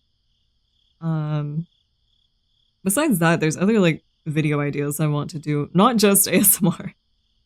Just like general video ideas that I still have. Valentine's voice pack. I want to do another voice pack eventually. I just haven't come up with like another one to do. So we'll see when that'll be. And also I gotta finish up a bunch of work first before I do anything like that. Because I don't want to have a bunch of stuff on my plate at once. Because usually that doesn't end well. You have a lovely voice for storytelling. Thank you. I mean, I guess if I wanted to, I could just start like reading subreddits. And I feel like that's maybe a bit lazy. I did try one like story reading, which was fun. I don't know if it's... I might have unlisted it. I don't know. But maybe eventually I'd do another one. I don't know. Don't become a Reddit reading channel. No, I wouldn't do that. I wouldn't do that. I mean, most of the ones that do it now are like AI, so... Streaming reading mystery stories? Maybe. Maybe. Am I the asshole reading? I mean, I am interested in like true crime and that stuff, but I just feel like I'm not like the best person to talk about stuff like that because, you know, I'm not that knowledgeable. I'm just a girl. I don't know anything. And, you know, thinking about stuff like that, it's like there's people who can do it way better than me. Yeah, true crime is kind of oversaturated. I know there is at least one VTuber that does true crime, so. And then I do watch people that do like internet mysteries in general, but I feel like it'd be hard to find them, especially because a lot of them nowadays are on like TikTok, and I don't use TikTok. Your daily stories are true crime enough. Listen, just because I'm in scary situations doesn't mean it's true crime. Just need more confidence and practice. That's true. I mean, if I had like a proper script and everything, I could probably do one, but at the same time, I don't know. Because it's also like with true crime, you know, you want to try and be kind of delicate with the subject and not present it coldly. Because, you know, it's actual people that you're talking about. So it's like you don't want to be insensitive or anything. And also just, I don't know. I feel like being an anime girl talking about true crime would be maybe a little insensitive. Maybe just a little. Since you travel a lot, you'll have plenty of stories to tell. Yeah, probably. True crime with the TikTok accent and Subway Surfers in the background. I don't know, that might be even worse. I mean, if it was like a fake crime, maybe it'd be silly. Nothing says delicate like replacing all the TOS sensitive words with ones like unaliving. Alright, have a good night. Thank you for stopping by. Yeah, I feel like whenever I'm watching like a true crime video and someone says like unalived or something like that, it always just takes me out. Because I'm like, wait, what? I mean, I also know that true crime channels usually aren't super liked by YouTube, so probably don't want to mess with that too much. Although I haven't had any issues really. Just like a few copyright claims, which is fine. As long as they're not strikes, it's okay.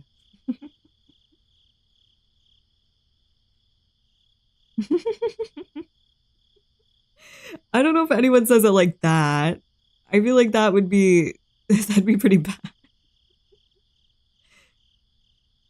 I mean, there's also like commentary videos, which I really don't want to get into that because usually there's just a bunch of like drama in that. So it's not really my thing. I'd rather watch other people talk about stuff than talk about it myself. Already have the VTuber debuff. Don't give YouTube more ammo to terminate you. Like I said, I haven't really had any issues with YouTube so far. Like, I don't know, even with my model being, you know, like it is, I haven't had any issues. I've had a few streams age restricted, but I think they were like justifiably age restricted because it was like, you know, fear and hunger, stuff like that. So it wasn't like, you know, they just did it for no reason. And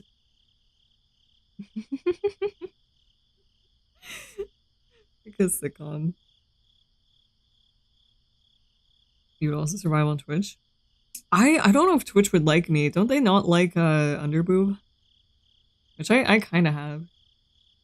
I feel like they wouldn't like it. Their guidelines have loopholes? Oh, I see. I mean, I've seen a lot of VTubers get banned on Twitch recently, so probably for the best that I'm not on there. And like I said before, I just prefer YouTube because you have a lot more control over like the content that you do. Because on YouTube, you know, you can post shorts and actual videos.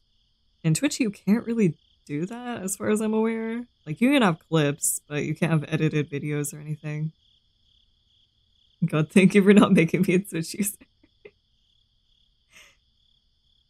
I mean, there have been a few times where I'm like, maybe I should try double streaming, but I'm like, I really don't want to do that. I like that I don't have to worry about VODs going on away on YouTube. That's true. That's true. If you're on Flesh on Twitch, you can get away with whatever. That is kind of how it seems sometimes. And like, my main complaint with Twitch is just all the ads. Because like I've said before, I feel like really the only person I watch on Twitch anymore is Germa. And like, I'll go to one of Germa's streams, which he doesn't stream that much anymore, but when he does stream, like, I'll go to his stream and I have to get through like 6 ads just to watch his stream. And I'm like, Jesus. 6 unskippable ads. It's just kind of ridiculous. You could dual stream on TikTok instead. I feel like TikTok Live is where you go when you have nowhere else to go. Like, I feel like TikTok Live is kind of the bottom of the barrel. Usually you don't hear great things about people on TikTok Live. Which has been laying off a lot of staff over the past year. Yeah. I mean, Amazon has so much money. It's like, why do they need to do all this? TikTok VTubers are going to cancel you now? I don't know that many like VTubers on TikTok exclusively. Could be worse. It could be Facebook Live. I mean, I don't think I've ever used Facebook Live. Amazon must have told Twitch they had to become profitable. I guess so. But it's like they have so much money. They could toss a little bit of it at Twitch. Or at least not run so many ads. Because, I mean, you know, YouTube doesn't run that many ads, usually. Although, I mean, I guess I am a little biased since I make content on YouTube. All 2 of the VTubers on Kick are getting riled up right now. You know, Kick is also kind of a place that I feel like you go when you have, like, nowhere else to go. All those ads in Twitch still isn't profitable? Yeah. Yeah. Kind of rough. But, like, when I was first looking into streaming, I thought about streaming on Twitch, but setting it up, I feel like isn't nearly as straightforward as it is for YouTube. And, like, you have to make a set streaming schedule where you stream, like, every single, like, specific day each week. And it's like, well, yeah, but sometimes I don't want to stream on Tuesday. And sometimes I don't want to stream on Wednesday. So I don't want to say I'm going to stream every Wednesday and then not. You know? Kick is where you go after you've banned from every other platform. Yeah, pretty much. I know. And then, like, when I was trying to set up my profile on there, I was like, it's kind of confusing. Have you considered streaming on Daily Motion? Yeah, that's where I'm moving. I'm gonna become the first VTuber on Daily Motion. Only major benefit to Twitch seems to be getting raised from other VTubers. I mean, you can also do that with YouTube. You just have to make sure that you have your settings enabled to where you can let other people raid you. Because I have gotten a few raids a few times. And I don't know if I've raided anyone else, but I just don't know how to do it. Like, honestly, I just don't know how to raid other people's streams. If Tumblr lets you stream, you know, Pi will be the first on the line. They did let people stream for a bit, but then they took it away immediately after. Because I think Rin Penrose streamed on there. And then, like, a day later, they took streaming away. I feel like most people probably, or most companies just see Twitch and they're like, oh, this is some big, like, live streaming platform that's getting big with the youth. So we can, like, partner with them.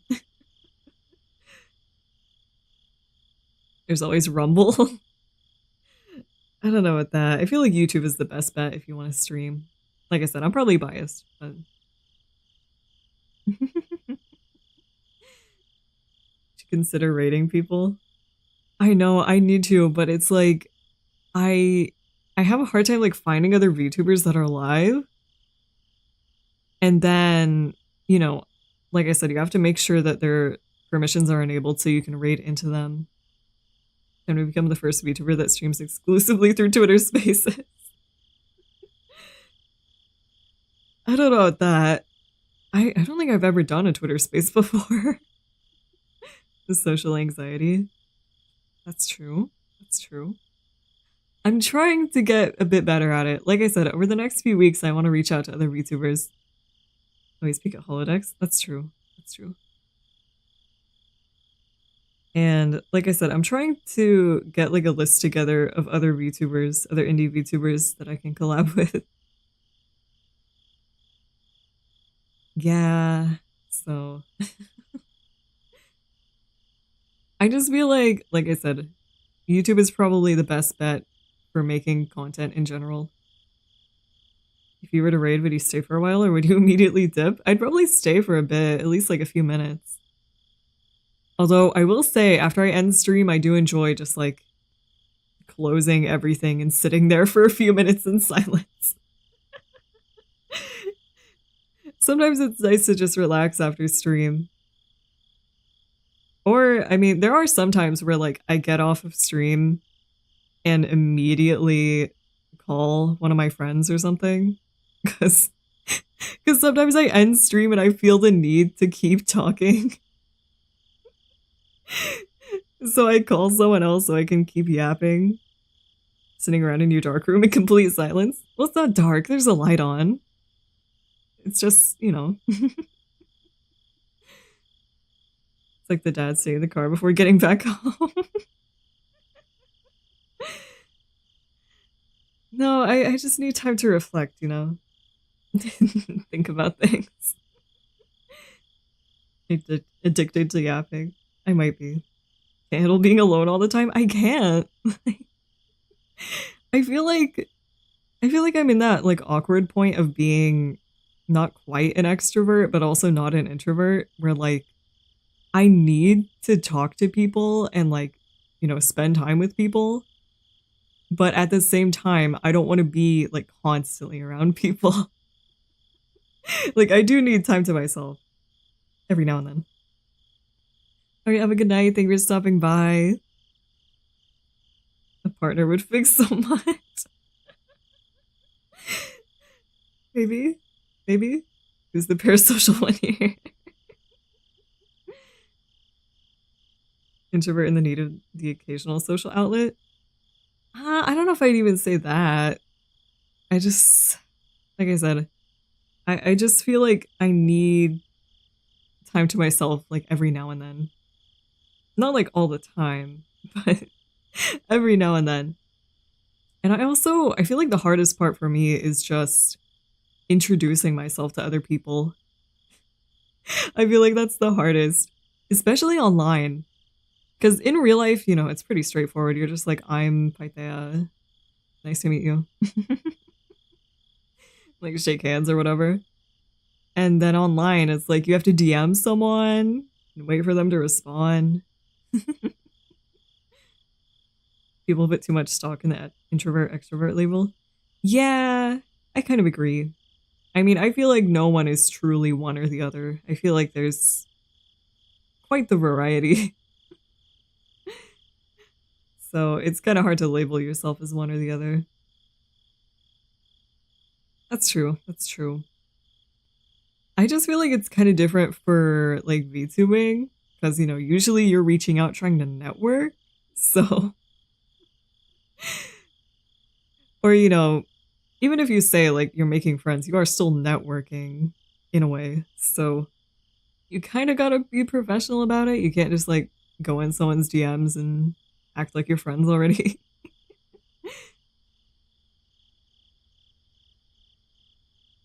Yeah, I mean, I feel like in real life, like I said, I have an issue with like introducing myself to people and like getting involved in things. Because it's hard for me to go up to people and just be like, hey, can I like join this? Or stuff like that. Keeps it as business unless they're really cute. Just like and be like, hello, fellow VTuber.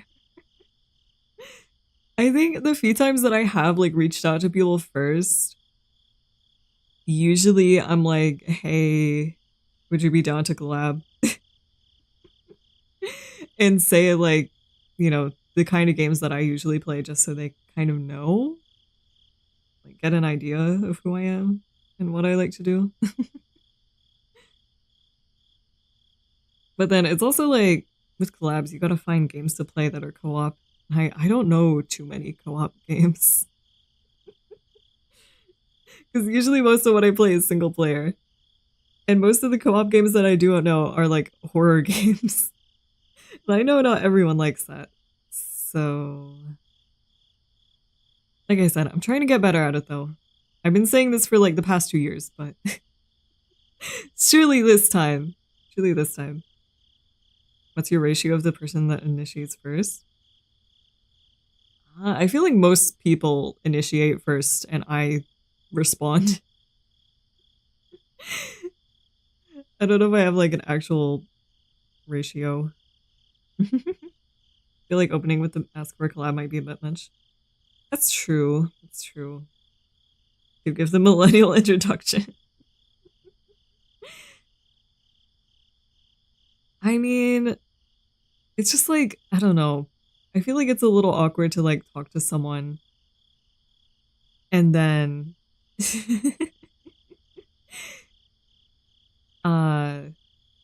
like I completely lost my train of thought. I feel like it's a little awkward to talk to someone and then be like, hey, can we collab? The playlist. I've seen them. I've seen them. I promise. I'm just busy. I'll look at them again later tonight. I'm sorry. But what was I saying? Another stuff of fangirl. Maybe. But it's just, I feel like it's kind of awkward because there have been so many VTubers that put out posts that are like, don't come into my DMs if you just want to like use me to grow or whatever. And it's like, I want to collab with people, but I don't want people to think that I'm just like using them, you know? Like, I do actually want to be friends with people. It's not strictly business. That's kind of pretentious. Yeah, that's kind of also what I get from that. Yeah. It'd be good to ask them to play games off stream first. I also agree with that. I feel like it's better to play games a few times off stream first to get to know each other. Because I feel like if you're just talking to each other for the first time on stream, that can be kind of awkward. Sounds like a red flag. Yeah. Gotta befriend them first, then ask for the collab. Yeah. Hopefully I can learn the proper strategy and then hopefully I can collab with more people. Because like I said, I do want to. It's just, hard for me to initiate. If you collab with others who are on an equal level with you, why be worried if they also just do this as a hobby? I don't know. That's a thing with like the posts that I've seen about it. The dating coach. If only YouTube had a knock feature, it would make collabs easier. I don't know about that. Didn't the knock feature on Twitch just like turn your webcam on? So, proper strategies paying them for their time. Yeah, anyone want to stream for me? I'll give you $50. Or not for me, with me. My bad. They did turn webcams on. That's what I thought. That's so scary though. Like, I don't know. I feel like if I was streaming and someone joined my stream and like it turned my webcam on, which I don't have one connected, but if I had one connected and it turned on, I'd be pretty scared. I did for the guest cam. Oh, well, even still, that's kind of bad. Like, hopefully they're aware of that first and, I don't know, like cover it with their hand or something. Put some tape over it. The person that came up with it was salty. Yeah, I mean, I feel like if you want to collab with someone, I feel like unless you really know each other, it should be scheduled first. I feel like you have to be pretty close friends to just, hop on a stream with each other, if I can speak properly. It's been almost 2 weeks. It got fixed, but don't know if it's still a thing. Well, I probably won't be the one to find out. But like I said, I feel like you need to be pretty close with someone. Most likely collab right now is with their own time.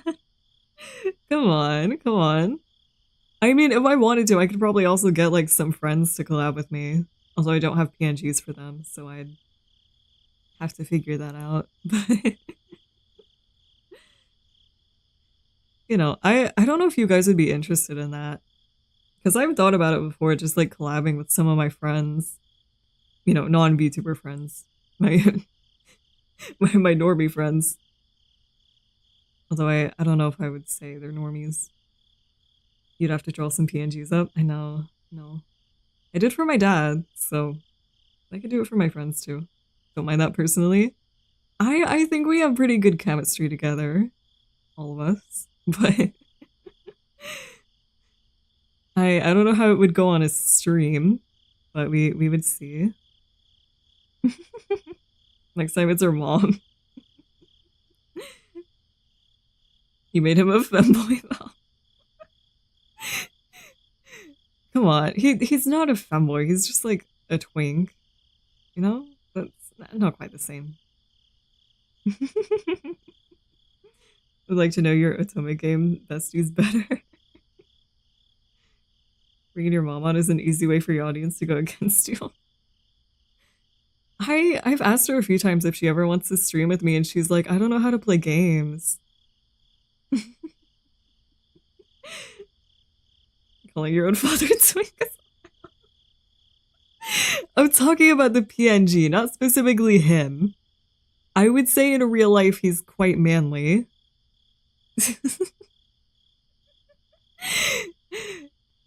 I don't know how to draw like really manly men. So, you know, that's the best I can do. It's the best that I can do. And like I said, for my mom, she's always like, what if they don't like me? And I'm like, I think everyone's gonna like you if you come on my stream. I don't think we're gonna get like hate comments or anything.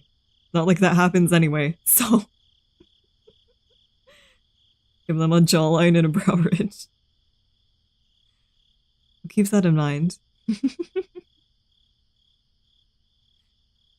But maybe eventually I can convince my mom to come on stream. We'll see. What would be really hype is if I could get my grandfather, but at the same time, since he's diagnosed with dementia, I don't really know about that. That could be a bit of a risk, so you know. She's single. When I was streaming with my dad, both of the times that I did, I don't think he was reading the chat, so, you know. Well, I mean, also, I don't think my grandfather would understand, like, what streaming is. He's pretty old. He's pretty old. He doesn't really know how to work a TV, so... I feel like it'd be really hard trying to even do anything like that, so, yeah. But like I said, maybe eventually I'll have some of my friends collab with me. So you might bring your grandpa. Oh my god, I wasn't talking to my phone, please.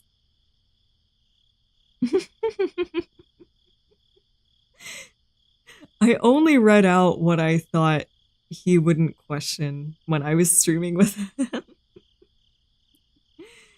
He just starts telling stories about the war. I'm just concerned that he would like say something super personal since, you know, his like short-term memory is pretty bad. Or he'd be like, what are we doing right now? And I'd be like, you know, playing a game. Imagine your grandpa blows up and becomes a huge streamer. I mean, there is that one old lady that opens anime figures, reviews games.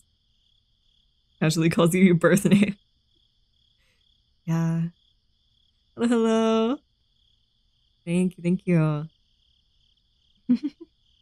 Food for dogs? Yes, I think that's her. Just tattoo instructions on his hand. No, I think it's just probably a bad idea. It's probably just a bad idea.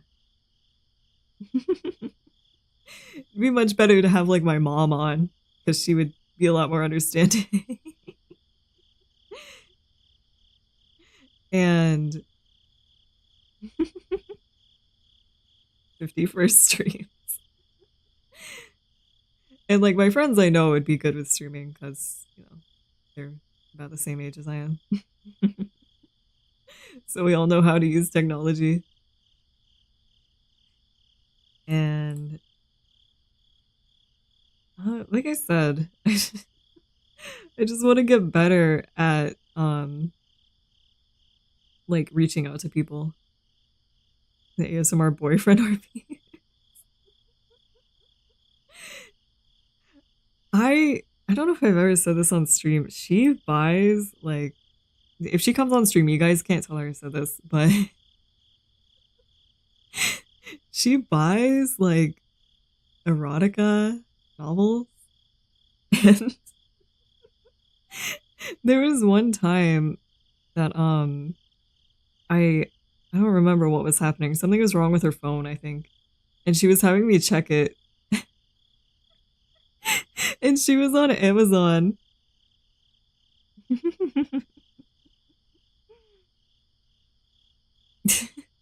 Like, I haven't bought erotica, come on. But I opened like her Amazon. I think she was having an issue with Amazon is what it was. And I was curious because there was something in her cart, so I went to her cart.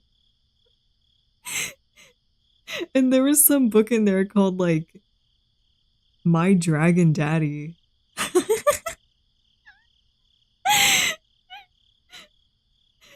And I was like, huh? I think I took a picture of it. I don't know if I could find the picture anymore because it was a few years ago. I was so like shocked. I like closed out of Amazon and I was like, okay, I fixed it. It's just you? Excuse me, I haven't bought the My Dragon Daddy. I haven't bought anything like that.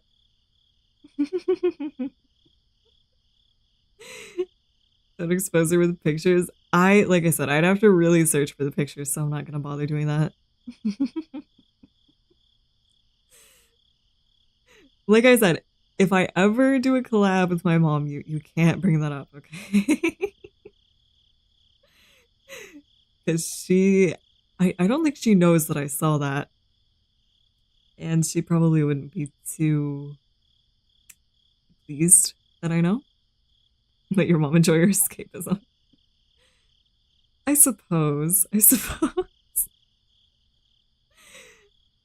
You read some of Stolfa fan works, moreover, you wrote them yourself. Listen, that's different because I'm perfecting a craft and I'm like pouring my heart into something. Read the fanfic with her? I'm not reading a fanfiction with her. Especially not a more recent one. I don't. Guys, she doesn't even know that Astolfo is a man.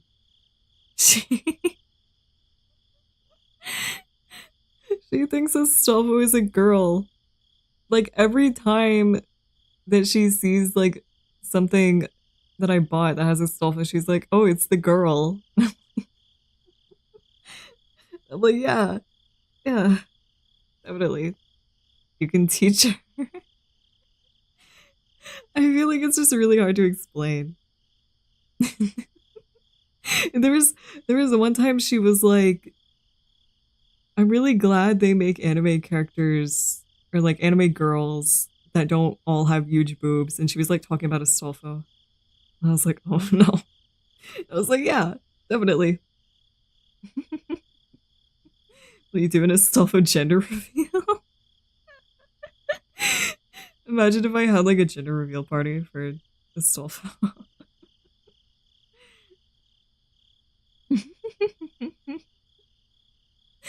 my mom really doesn't like anime characters that have big boobs. She doesn't like them. And like I don't even have that many figures that have like, you know, big boobs. There's like Ryoma Yumemi from Idolmaster and Joan of Arc, and I think that's really about it. Everyone else is like relatively normal. There's, you know, there's Saber, there's Madoka. There's quite a few Madoka figures.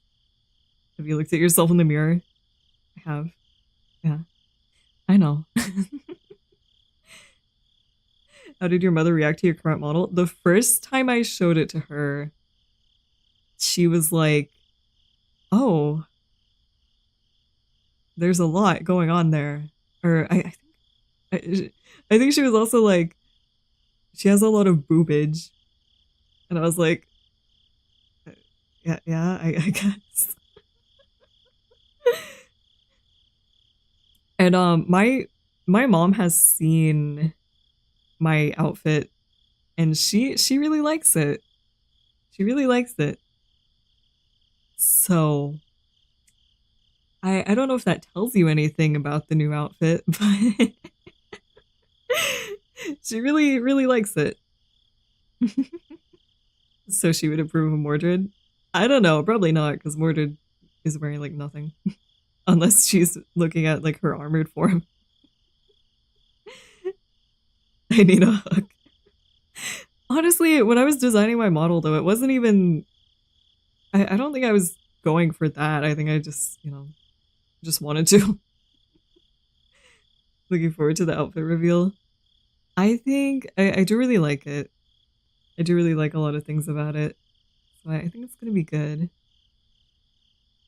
I don't know if there's here, let me see. Hopefully Clip Studio doesn't like crash stream because the file is really big. Because new outfit reveal is probably like early December. I'd say like around first or second week of December, probably. Hopefully. I've already commissioned art of the new outfits, so we'll see when that gets done. But here it is. I chose to make the outfit like just on top of my current models, so the file is really big because there's, everything from my old model on there also.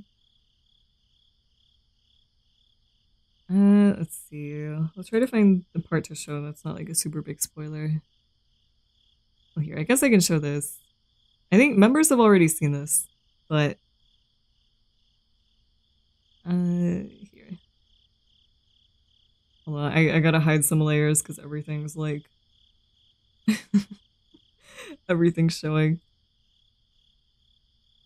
Because I don't know if you guys know this, but when you make a VTuber model and like you're sending it to your rigger, usually you just have like every layer showing. So that's how this one is right now. I gotta hide a few things so that... Oh, I also gotta clip a few things. I forgot to do that. Oh wait, also the symmetry ruler. Alright, I feel like it's gonna be very different from what you guys are used to, the new outfit. Alright, here we go. This is... Doesn't give away too much, I feel like. Still a bit, but not too much. Here you go.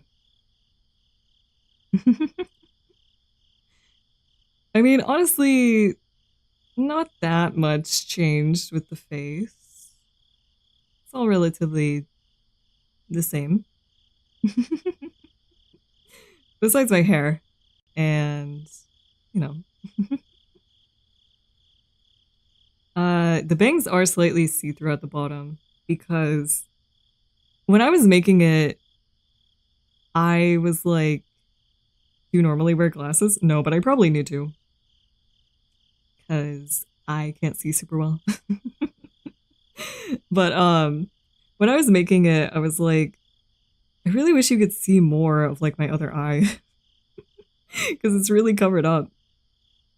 And I was like, oh wait, I've seen people do things with their VTuber models where like they kind of erase their bangs at the bottom if the eye's covered. So I was like, yeah, I'll try that. I think it turned out pretty good. And blind as a bad VTuber. Pretty much, yeah. Like I said, I also really like the rest of it, but you guys are probably gonna have to wait until closer to when it gets done being rigged to see that.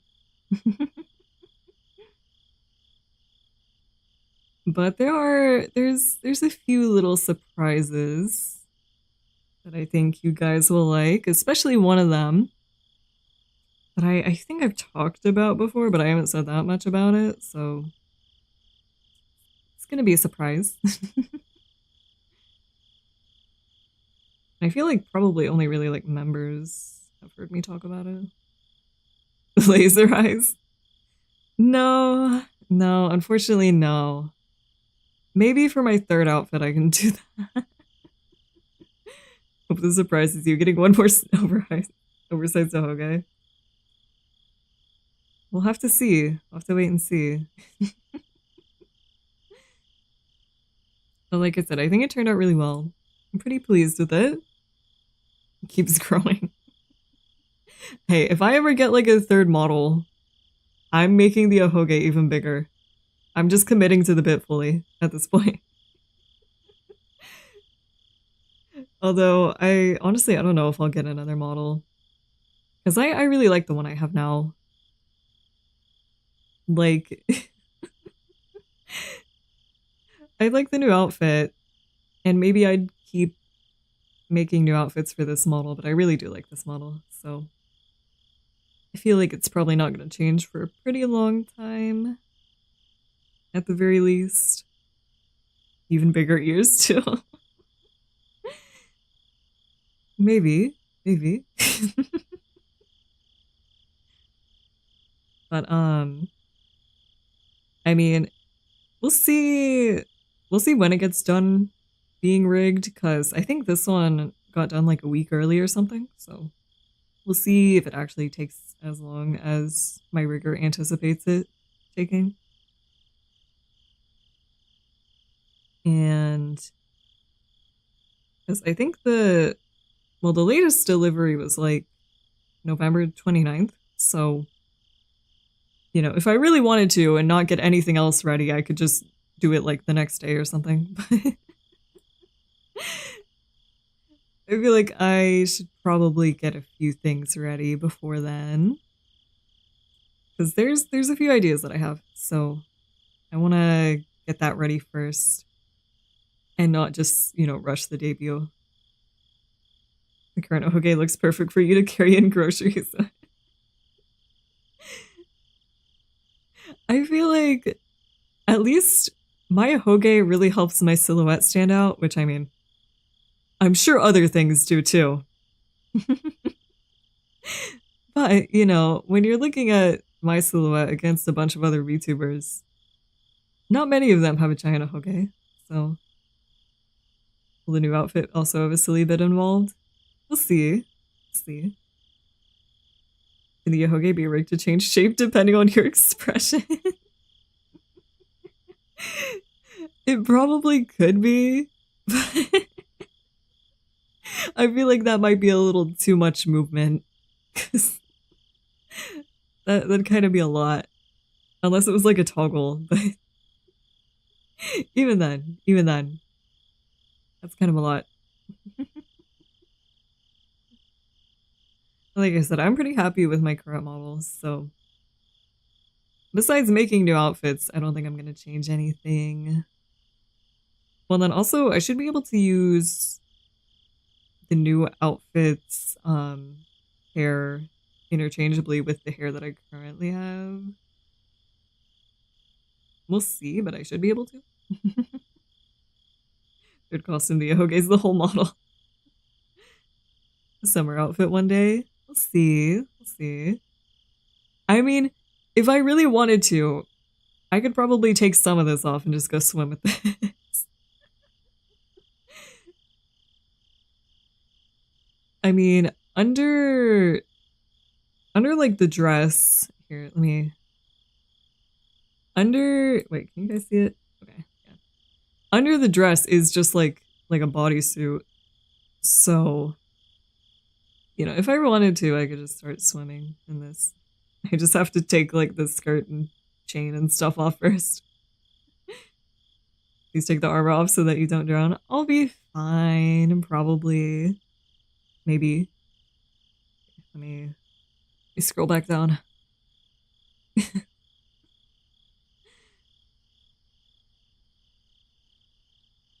I mean, what if I need to defend against enemies in the water, though? You know? It can be dangerous out there. So, I gotta be careful. But, I after like the outfit, I don't really have any big projects lined up besides getting everything for the song cover finished up, which is still in the works, I promise. I know it's taking forever, but things are just moving slow. I'm sorry. The pauldron's actually a floaty. Have you not learned the lesson of Vinland Saga? You have no enemies. But like I said, I'm hoping to have it done by like the end of the year. Like hoping. I know, it's just I got waitlisted for one thing, so it's taking a while, so I know, time seems to be moving so fast. Like it I don't think it should be the end of October. It feels like it's still the start of October. It's just not right. It's not right. But I mean, at least Christmas is coming up soon, so I can get some Christmas gifts. 2025 is in 2 months. Still feels like September to me. Me too. I was thinking that earlier today. I was like, it kind of still feels like September. But I feel like ever since like post-COVID, everything just feels like it's going so fast. And I don't know, maybe it's just because I'm getting older and like I have more responsibilities, but it feels like everything is going so fast. Time is moving fast, the most overused statement of all time. I know it's overused, but it's true. It's true. We're still on the 21st of September. Yeah, it's gonna be my birthday forever.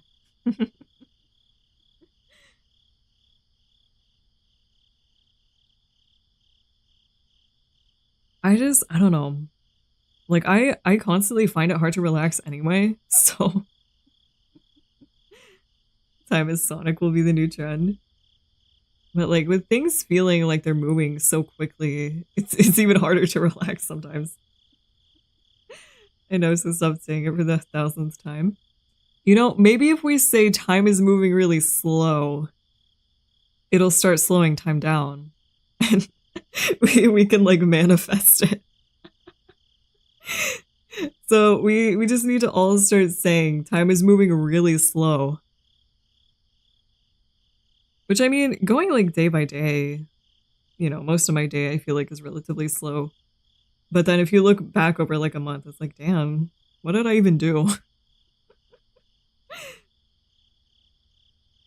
Because I'm one of those people that like I have to be productive like every day. I have to do something every day. And if I don't, then I feel like I've wasted my time. If time moves any slower, I'll die of boredom.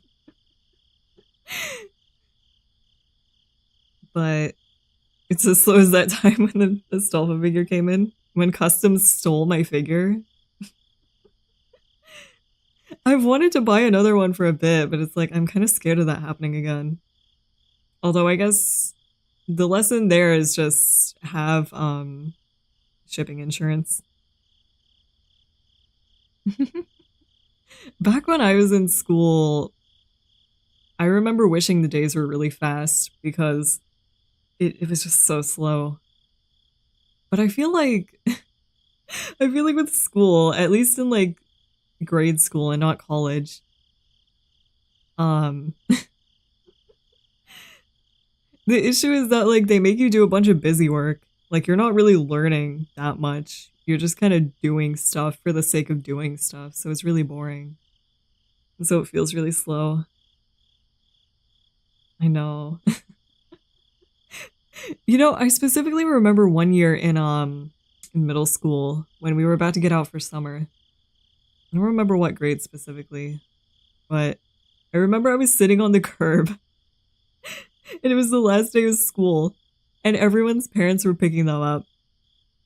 And at the time I didn't have a phone or anything because, you know, I was in middle school. So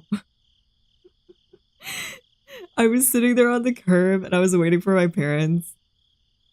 And like everyone started leaving and like even the teachers were leaving and it was starting to get dark outside. And I was like, oh my god, should I just like try to walk home? Because I didn't live too far away from that school. but at the same time, it was a bit of a walk. And I was just sitting there like by myself as the sun was setting. And I was like, do I need to like go inside and try to call my parents? And then eventually I think my dad came and he was like, yeah, sorry, I was in a meeting. I was like, oh, well, I didn't know where you were. Did you end up walking back? No. Like I said, my dad came and got me. The ultimate experiment. I don't think that's what it was. Also, remember, this is back in middle school. The Danganronpa fanfiction was like, it was only a few years ago, like 2019. Yeah, 2019. 2018, 2019, which is not when I was in middle school. Although, I don't know, maybe part of that memory influenced things.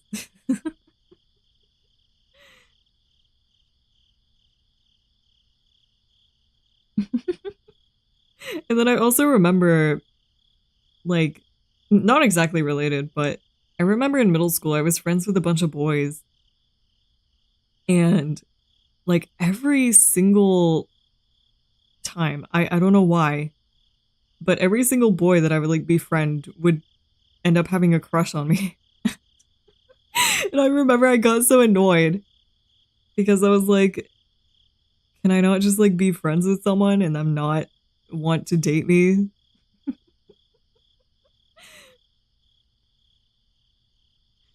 And I think eventually I started hanging out with girls instead because I got annoyed. That's what you get for being a gamer girl. That's probably what it was. Because I lived in like a super rural area and no one else played games except the boys. But also with it being a really rural area, the issue was everyone was related to each other.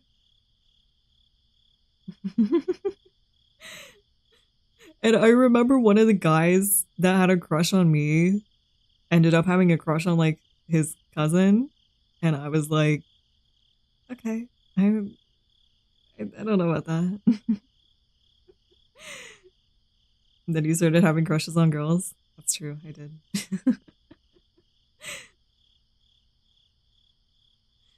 But I wasn't related to anyone because I wasn't from there, so maybe that's why. Maybe that's why they had a crush on me because I wasn't like their third cousin or whatever. That title's interesting. Yeah, I'm trying something new. Remember a girl at my high school cheating on her boyfriend with one of her own cousins? It's so weird. Things that happen in school are so weird. Yeah, that's also why Pi moves so often. It was only really during childhood that I moved a lot. I feel like nowadays when I move, it's mostly within the same area because I'm just like looking for different places to rent. Because I can't afford to buy a house right now in this economy. I wish I could, but it's too expensive, so this is why we don't trust teens. Yeah. Which, I mean, thinking back on it, I guess I should have just went ahead and bought a house in like 2020, but I don't know, I thought I'd be fine, so I thought I'd be okay. I don't think anyone's buying houses these days.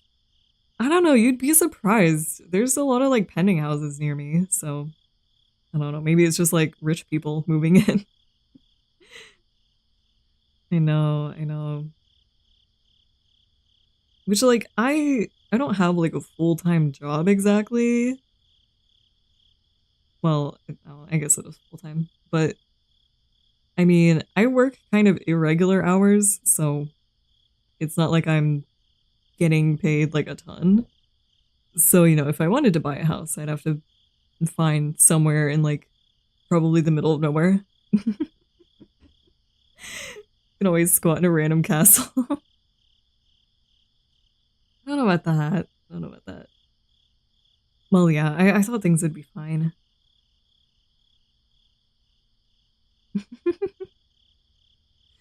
which I bought back in 2016. Yeah.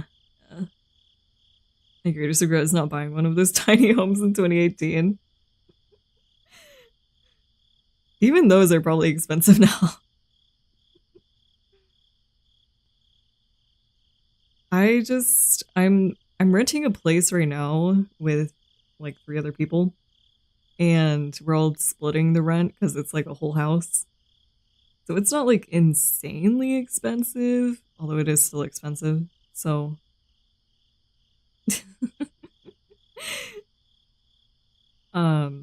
but I am moving somewhere else, and I think the rent might actually be more expensive, but I'm moving to a different state, so you know, that's how it goes.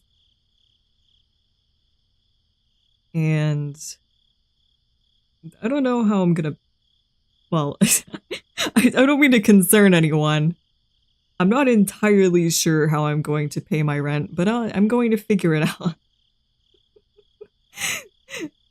But before anyone worries, I'm not just gonna like go homeless or anything. You're collectively moving to a new place? No, I'm going somewhere else and then moving in with a friend. Guys, it's fine. It's fine. It's fine. I know I have enough for like I think a year, hopefully. This is making it sound really bad. I can pay it for like quite a while. I just don't know about after that. But I'm gonna keep saving. I trust your financial responsibility, probably. Well, I mean, I haven't been evicted yet, so it has been like 4 years since I started living here, so I think that's a pretty good sign. And I mean, I think I already have like a job lined up, so you can't just say, don't worry, guys, and I don't know how I'll make rent. I just don't want everyone to like panic and think that I'm going homeless. Because I'm not. I have other options if anything falls through. Hopefully the channel is paying for itself. It pretty much is so far. I think this month, I don't want to get too into like money, but this month hasn't been as great, but that's just because I haven't been streaming much this month, but I have a bit put away, so you know, that's fine. Other options, live streaming gambling on Kick. I feel like that could backfire pretty bad. You know, lose all your money. And, you know, I like to think that I'm pretty financially responsible. Because right now I'm pretty much putting what I make from the channel back into it. Although I do take some out for personal expenses sometimes. So YouTubing is worth it, it turns out. Sometimes. If you can, you know, keep it up and everything. The $200 you lost. I think it's fine. You can only lose 100%, but you can also win 10,000%. Yeah, 99% of gamblers quit right before they're about to hit it big. Your money you make, do what you want with it. I know. I just feel like right now, I mean, I like to invest back into the channel because I like commissioning art and stuff like that. Yeah, that's true. I was thinking if I wanted to make if I wanted to commission a model, like just art by itself, it would probably be like around $1,000. And then, you know, the rig being about $1,000, that's a lot. So yeah, it is good that I can make it myself. And then I do have like, you know, my side hustles, like drawing VTuber models for other people. So I still have that, so I'm not like struggling. I don't want anyone to worry because it's not like I'm on the brink of being broke or anything. I'm fine right now. And I think for like the next few, well, not next few years, but next year I would say is probably fine.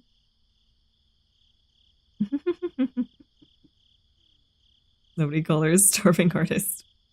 Yeah, I'm not starving. I'm doing pretty well. Although I feel like I don't eat the healthiest.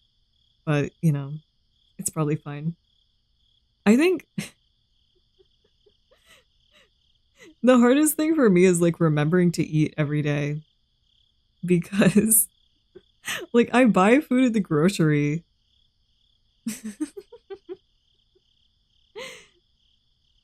And then, like, I kind of do live off sugar. Like,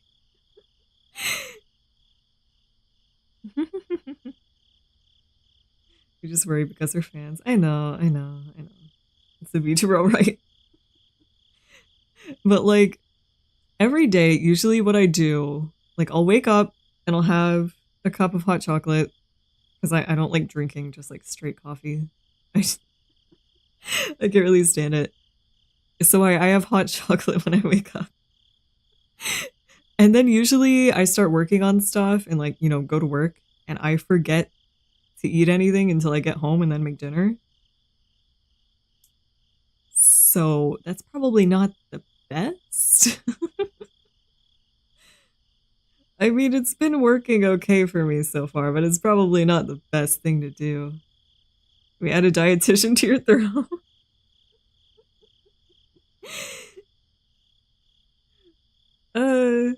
I don't know. I don't think they allow that. Did the doctor go well for you? Yes, I had a doctor's appointment today and I got diagnosed with ADHD officially. Doesn't sound like I'm trying to get better at it because I'm trying to like cook stuff more myself and then also, you know, remember to like take lunch to work and not just not eat anything.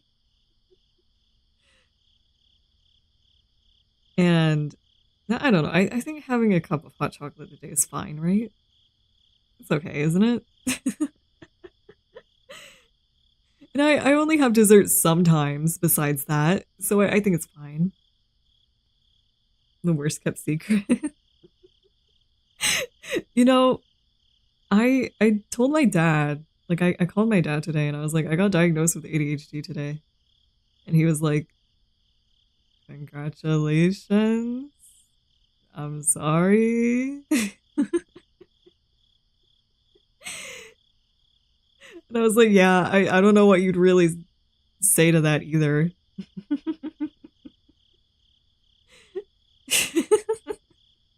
I mean, I understand because if someone was like, I got diagnosed with ADHD, I wouldn't really know what to say either, besides like, yeah, that's tough.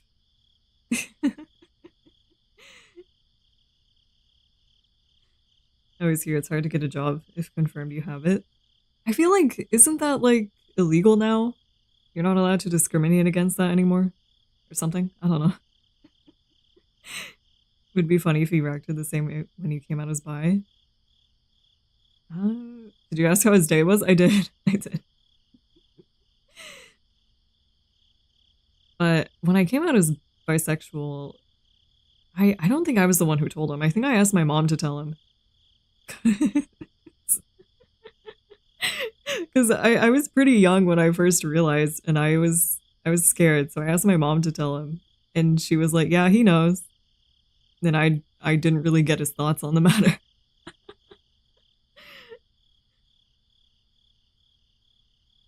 You really don't come off as having it. I think it's just because like um I think I read somewhere that like women with ADHD mask it better or like learn to mask it better.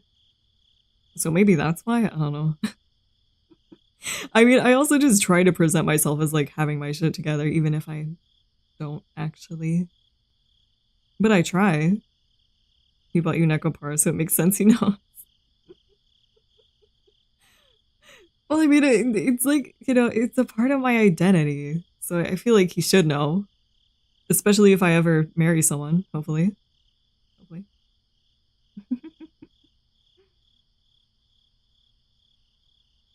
Yeah, that's what I was reading, that women are better at masking their ADHD than men are. because I don't know, I guess we're encouraged to be normal more.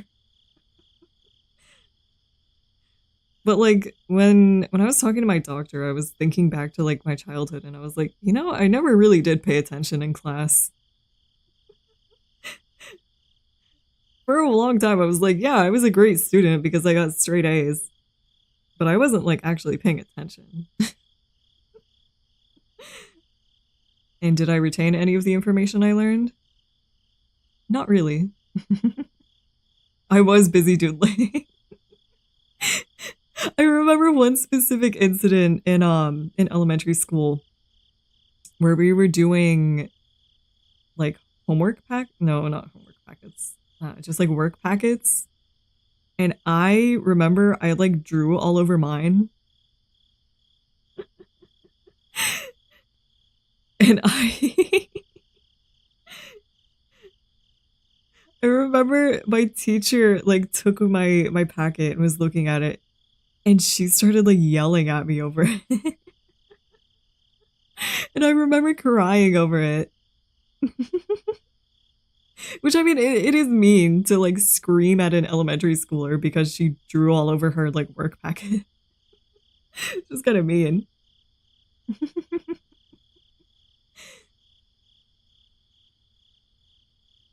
And but that's just school. Well, yeah, but I mean, I've noticed plenty of things in like other parts of my life as well.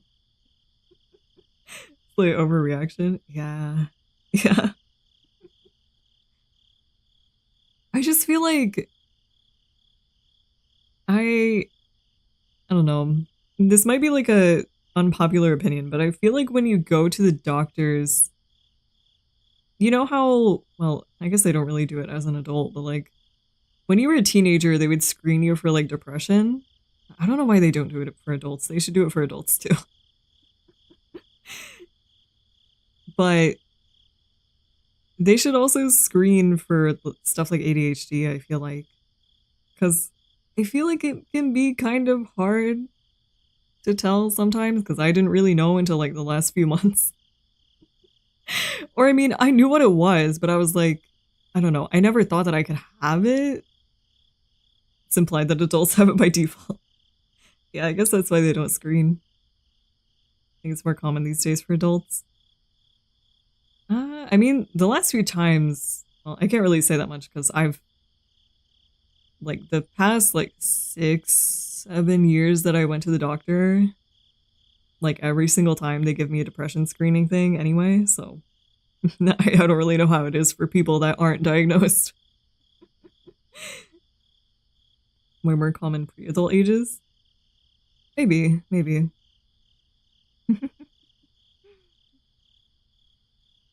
The big problem with ADHD is that they over-medicate when you're young. I'm on, or well, I'm starting a medication for it, and we'll see how that goes. The problem is that the ADHD causes depression. Yeah. But like I said, I'll see how it goes. My doctor is starting me on like a really small dose of the medication. I'm not gonna say exactly what it is, but it is like the most common one that they give. You feel it like you actually need the medication? Yeah, I feel like more recently, like my symptoms have gotten a lot harder to manage, I feel like every time I try to work on something, I get super distracted and I just like can't bring myself to focus. And I've also noticed my forgetfulness has gotten really, really bad. Because, you know, in the past, I would like leave my phone laying somewhere and, you know, forget about it. And then I'd find it a bit later. And that happened like every few weeks or so. But now it's like almost every day I'll like misplace something. Scrape by without medication. I felt like it's getting to a point where like I needed to do something about it.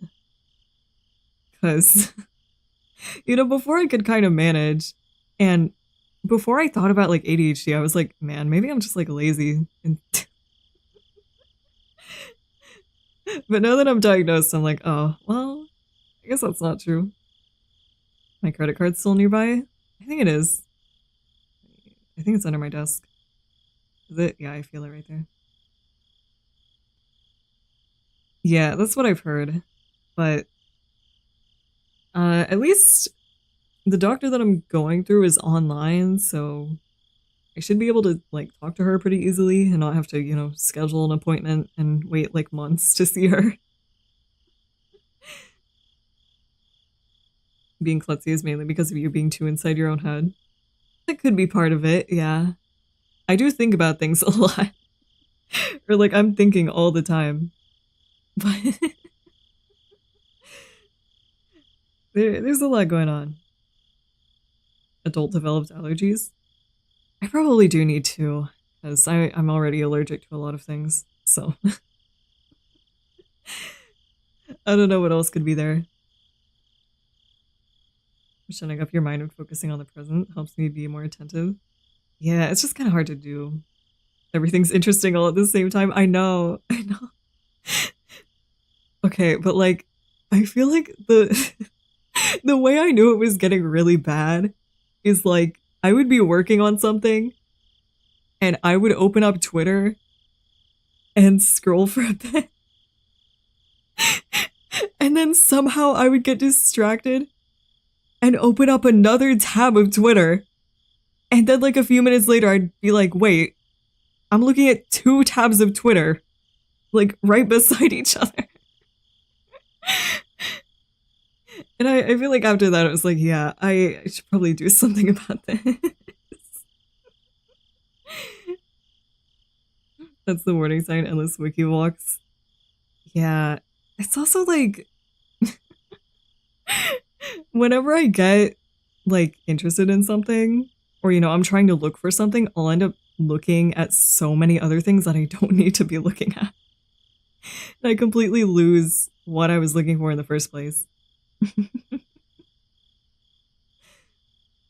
But like I said, hopefully now that I'm diagnosed and have medication soon, hopefully, it should help. We'll see. And I'll see how I feel after that. And then, like I said, I do got to deal with like other general health issues, not like, neurological disorders, but like physical health.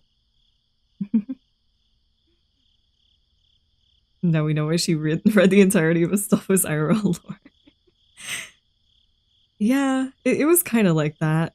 I started looking into it and then I found like a PDF and I just read the whole thing. So I remember I read it all in one sitting. I sit down, I open a bag of chips, I blink, and it's 9 p.m. It is kind of how it feels, yeah. But like, I feel like having to do all this stuff, it's made me so frustrated with like doctors. Because I have to get blood work done and I've been trying to get it done for like 3 months now. And the last time I tried was a year ago. And for whatever reason, somehow, they lost the results of my lab work. Like, they just sent me a letter in the mail that was like, we lost the results. Sorry. You can come back in if you want. And I was like, how does this even happen? I know. But I've been trying to get in again, and like, I had an appointment booked for like the 14th, I think. And they moved it to November without telling me at first. The lab worker also had ADHD and lost it scrolling 2 tabs of Twitter. Yeah, that could be true. But like, yeah, I'm trying to, right now I'm trying to look for like iron deficiency mostly because that's what I've been worrying about for a while. Because I do have like the usual iron deficiency symptoms where like, you stand up and you get really dizzy, stuff like that. And I've been trying to look into it for like months to see if there's something happening. Or I guess at this point, like a year. And for some reason, I can't get it done. Yeah. I mean, I guess if I wanted to, I could just buy some iron supplements and see if that makes me feel better, but I want confirmation. You're vampires, so it's true. It's true. Might be your diet again. Could be. Could be. Listen, I don't drink blood all the time, you know? Only when I need to. The previous doctors you went to, did you still have to pay even though they kept saying you're fine? You mean like the doctor that my like hold on. I have too many thoughts in my head. Like my real life doctor, because my doctor that I have, like my primary care provider, I do still have to pay every time I go visit. And even if I don't like have anything done really besides like change medication, most of what I've been in for is just changing medication because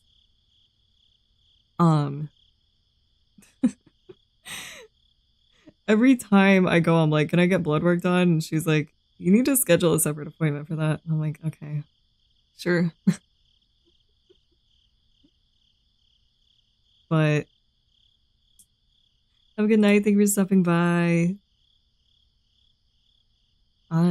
Yeah, I do have to pay every single time I go, no matter what. And I don't know, I really haven't had too many like bad like I don't know, like emergencies or anything. Yeah, I know. But usually when I go into the doctor, it's not anything like super serious. Although I was frustrated when a few months ago, I called the doctor's office and I was like, can you guys diagnose ADHD? And they were like, yeah, we can. So I booked an appointment for that. And I get there and the doctor comes in and she's like, yeah, so we can't do that. You need to find a psychiatrist.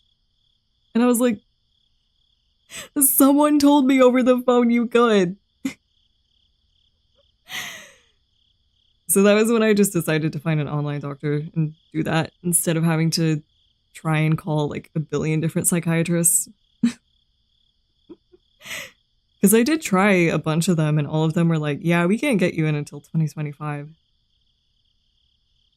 It's like, ugh, it's way too long. I know. I did still have to pay. I mean, I did also talk about like depression with her, so it wasn't an entire loss, but I was kind of frustrated because I went in for ADHD. They did tell you not to take your medicine with juice. I think so. The doctor also said I should take it I should take it after I eat because it can make you forget to eat, which I already do anyway, so, you know. Yeah, I probably should listen to that advice. But, like I said, I haven't really had anything like bad happen to me really besides, you know, recently. Because I think the only time that I had to go to like the emergency room is I think I was in like middle school, elementary or middle school. I had to go to the emergency room because I was having like horrible pain in my like abdomen, I think. I don't remember what exactly they said it was, but I had to stay the night there. And I remember I was really scared because all the other kids in like the children's ward were like sick and coughing all night long. And I was like, what if I catch something just like laying here? Would you be floored if the doctor said no sugar? Yeah, probably. Because it's like 50% of my diet. Which, yeah, that's probably the issue. But Just can't help it. It's a relief to hear you're having such a clean bill of health. Well, I feel like recently it's gotten a little worse, but usually I'm fine. Like I said, it's nothing like super serious, but there are like concerns that I have. And you know, sometimes it does make it hard to stream because I'll get like horrible headaches and everything. But like I said, I want to figure out what's happening with that and hopefully fix that somehow. Severe allergy stuff? No, I've never been to the ER for allergy stuff, but I guess the fortunate thing is I'm allergic to most of the stuff that my mom is allergic to. So, like, coconut, I'm also allergic to, and she is, so I just avoided that my entire childhood. Until one time that I accidentally had it, because I didn't know there was coconut in something, and then it wasn't too bad, because it wasn't a ton. So I didn't have, like, a severe reaction. I think the only thing that I'm allergic to that she's not is, like, peanut butter, which is just... I don't know how that happened.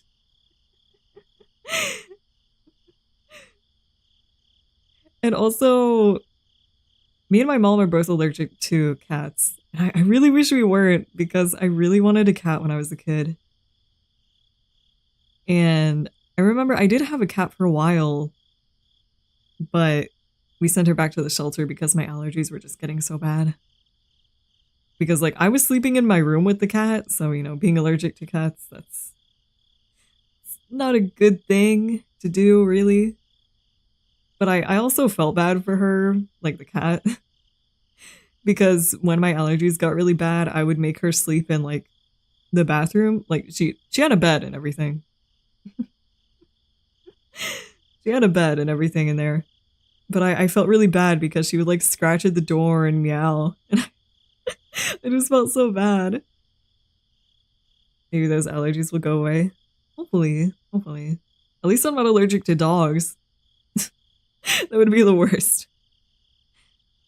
Although, I mean, I could be, like, slightly, because I don't know, maybe it was just when I was a kid. I remember when I was a kid, sometimes after petting a dog, I'd get kind of itchy. Like, nothing horrible, but nowadays it's fine, so I don't know. Can't control that. I know. I mean, it was years ago anyway, so I don't feel too bad about it. But I'm fine having a dog. Maybe it's the pet dander in general. It could be. I think it was mostly like unwashed dogs that made me itch, because when I first got Violet, it was a nightmare trying to give her a bath. Like, I would have to try and, like, leash her to a tree and try to, like, spray her down. Because if I tried to take her inside to the tub, she would freak out. If you're allergic to one kind of animal dander, you usually have a slight sensitivity to other. That's true. That's true. Nowadays, though, usually I just get Violet groomed at, like, PetSmart, because it's just easier. And she loves going there, so... Yeah, I only did that because my dad was like, well, that's what we did with our childhood dog. I was like, okay, if it works, I guess. But like I said, usually I just pay to get her bathed at PetSmart because it's easier. Violet always loves the attention. She does. She does. Earlier today, I was making dinner, and I had left the stove for a second. She was standing at the door, so I started to open the door to pet her, and she ran inside and started begging for the food. I was like, dog, you can't just come inside. I had to, like, grab her and walk her back outside. And also, my other pets are doing well. Morgan's still, you know, living her hamster life. This morning I woke up to her having knocked her, like, water bottle over. I don't know how she does it. I guess she's just that strong. So I had to pick it up and set it back up. And the gerbils are doing well too. They're still pretty crazy. Here, let me see if I can find. I took a picture of the gerbils tearing their stuff up. If the rodents are doing fine, this means Pythea's hands are not doing fine. Actually, I haven't been bitten for a while. But with Morgan, I try to be really careful because if she bites, it really, really hurts. Like, I still have a little bit of a scar from where she bit me a few months ago. Here, let me see. Because, like, Morgan, if you give her, like, a ball or something to tear up, she doesn't really, you know, do that much with it. She'll chew on it for a bit and then kind of get bored. The gerbils, though, if you give them a ball, they will go insane and, like, completely shred it apart.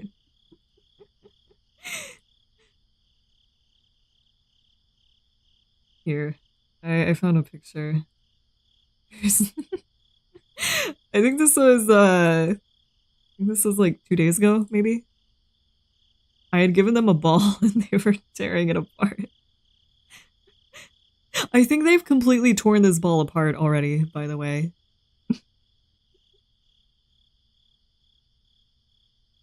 Also, no, this was just yesterday. This was not...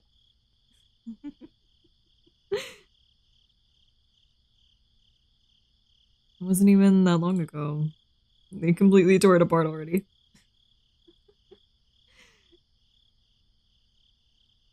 In post-destruction.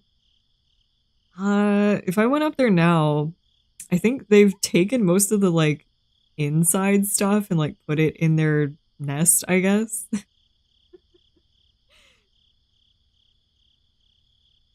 I mean, they're really cute, but they do also love to destroy things.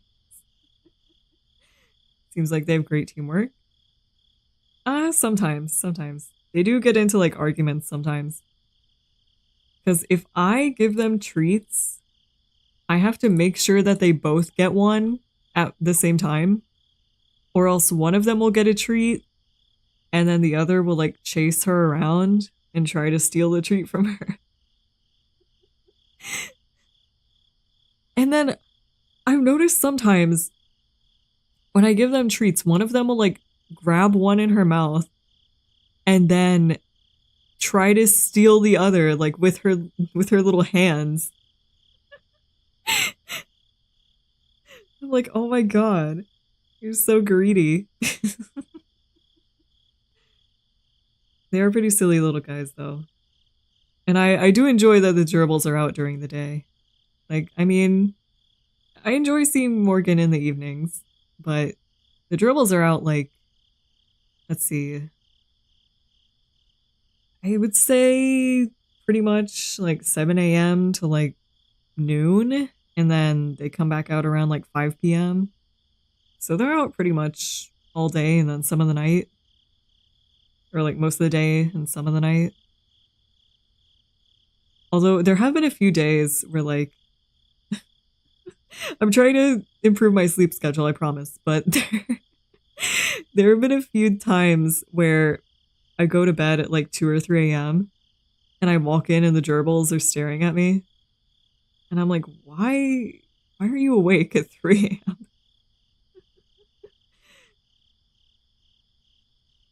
But like I said, they're doing well. I enjoy having them around. They're silly little guys. Although, like I said, they are very greedy for judging your decisions. Yeah, I've been working on, like, night by night, trying to go to sleep, like, an hour earlier until I can get it down to, like, maybe, probably, like, midnight at the latest. Maybe, like, 11, ideally. I mean, streaming most nights, it's kind of hard, but trying to get better at it. I mean, last night I went to bed at, like, 1 a.m., which for me isn't too bad. And I guess tonight it'd be a bit too late to go to bed at midnight, but you know, it's fine. I can just head to bed immediately after stream. I just had a lot to yap about because it's been 2 weeks. It's a bit late right now. Yeah, it is. It's been quite a while.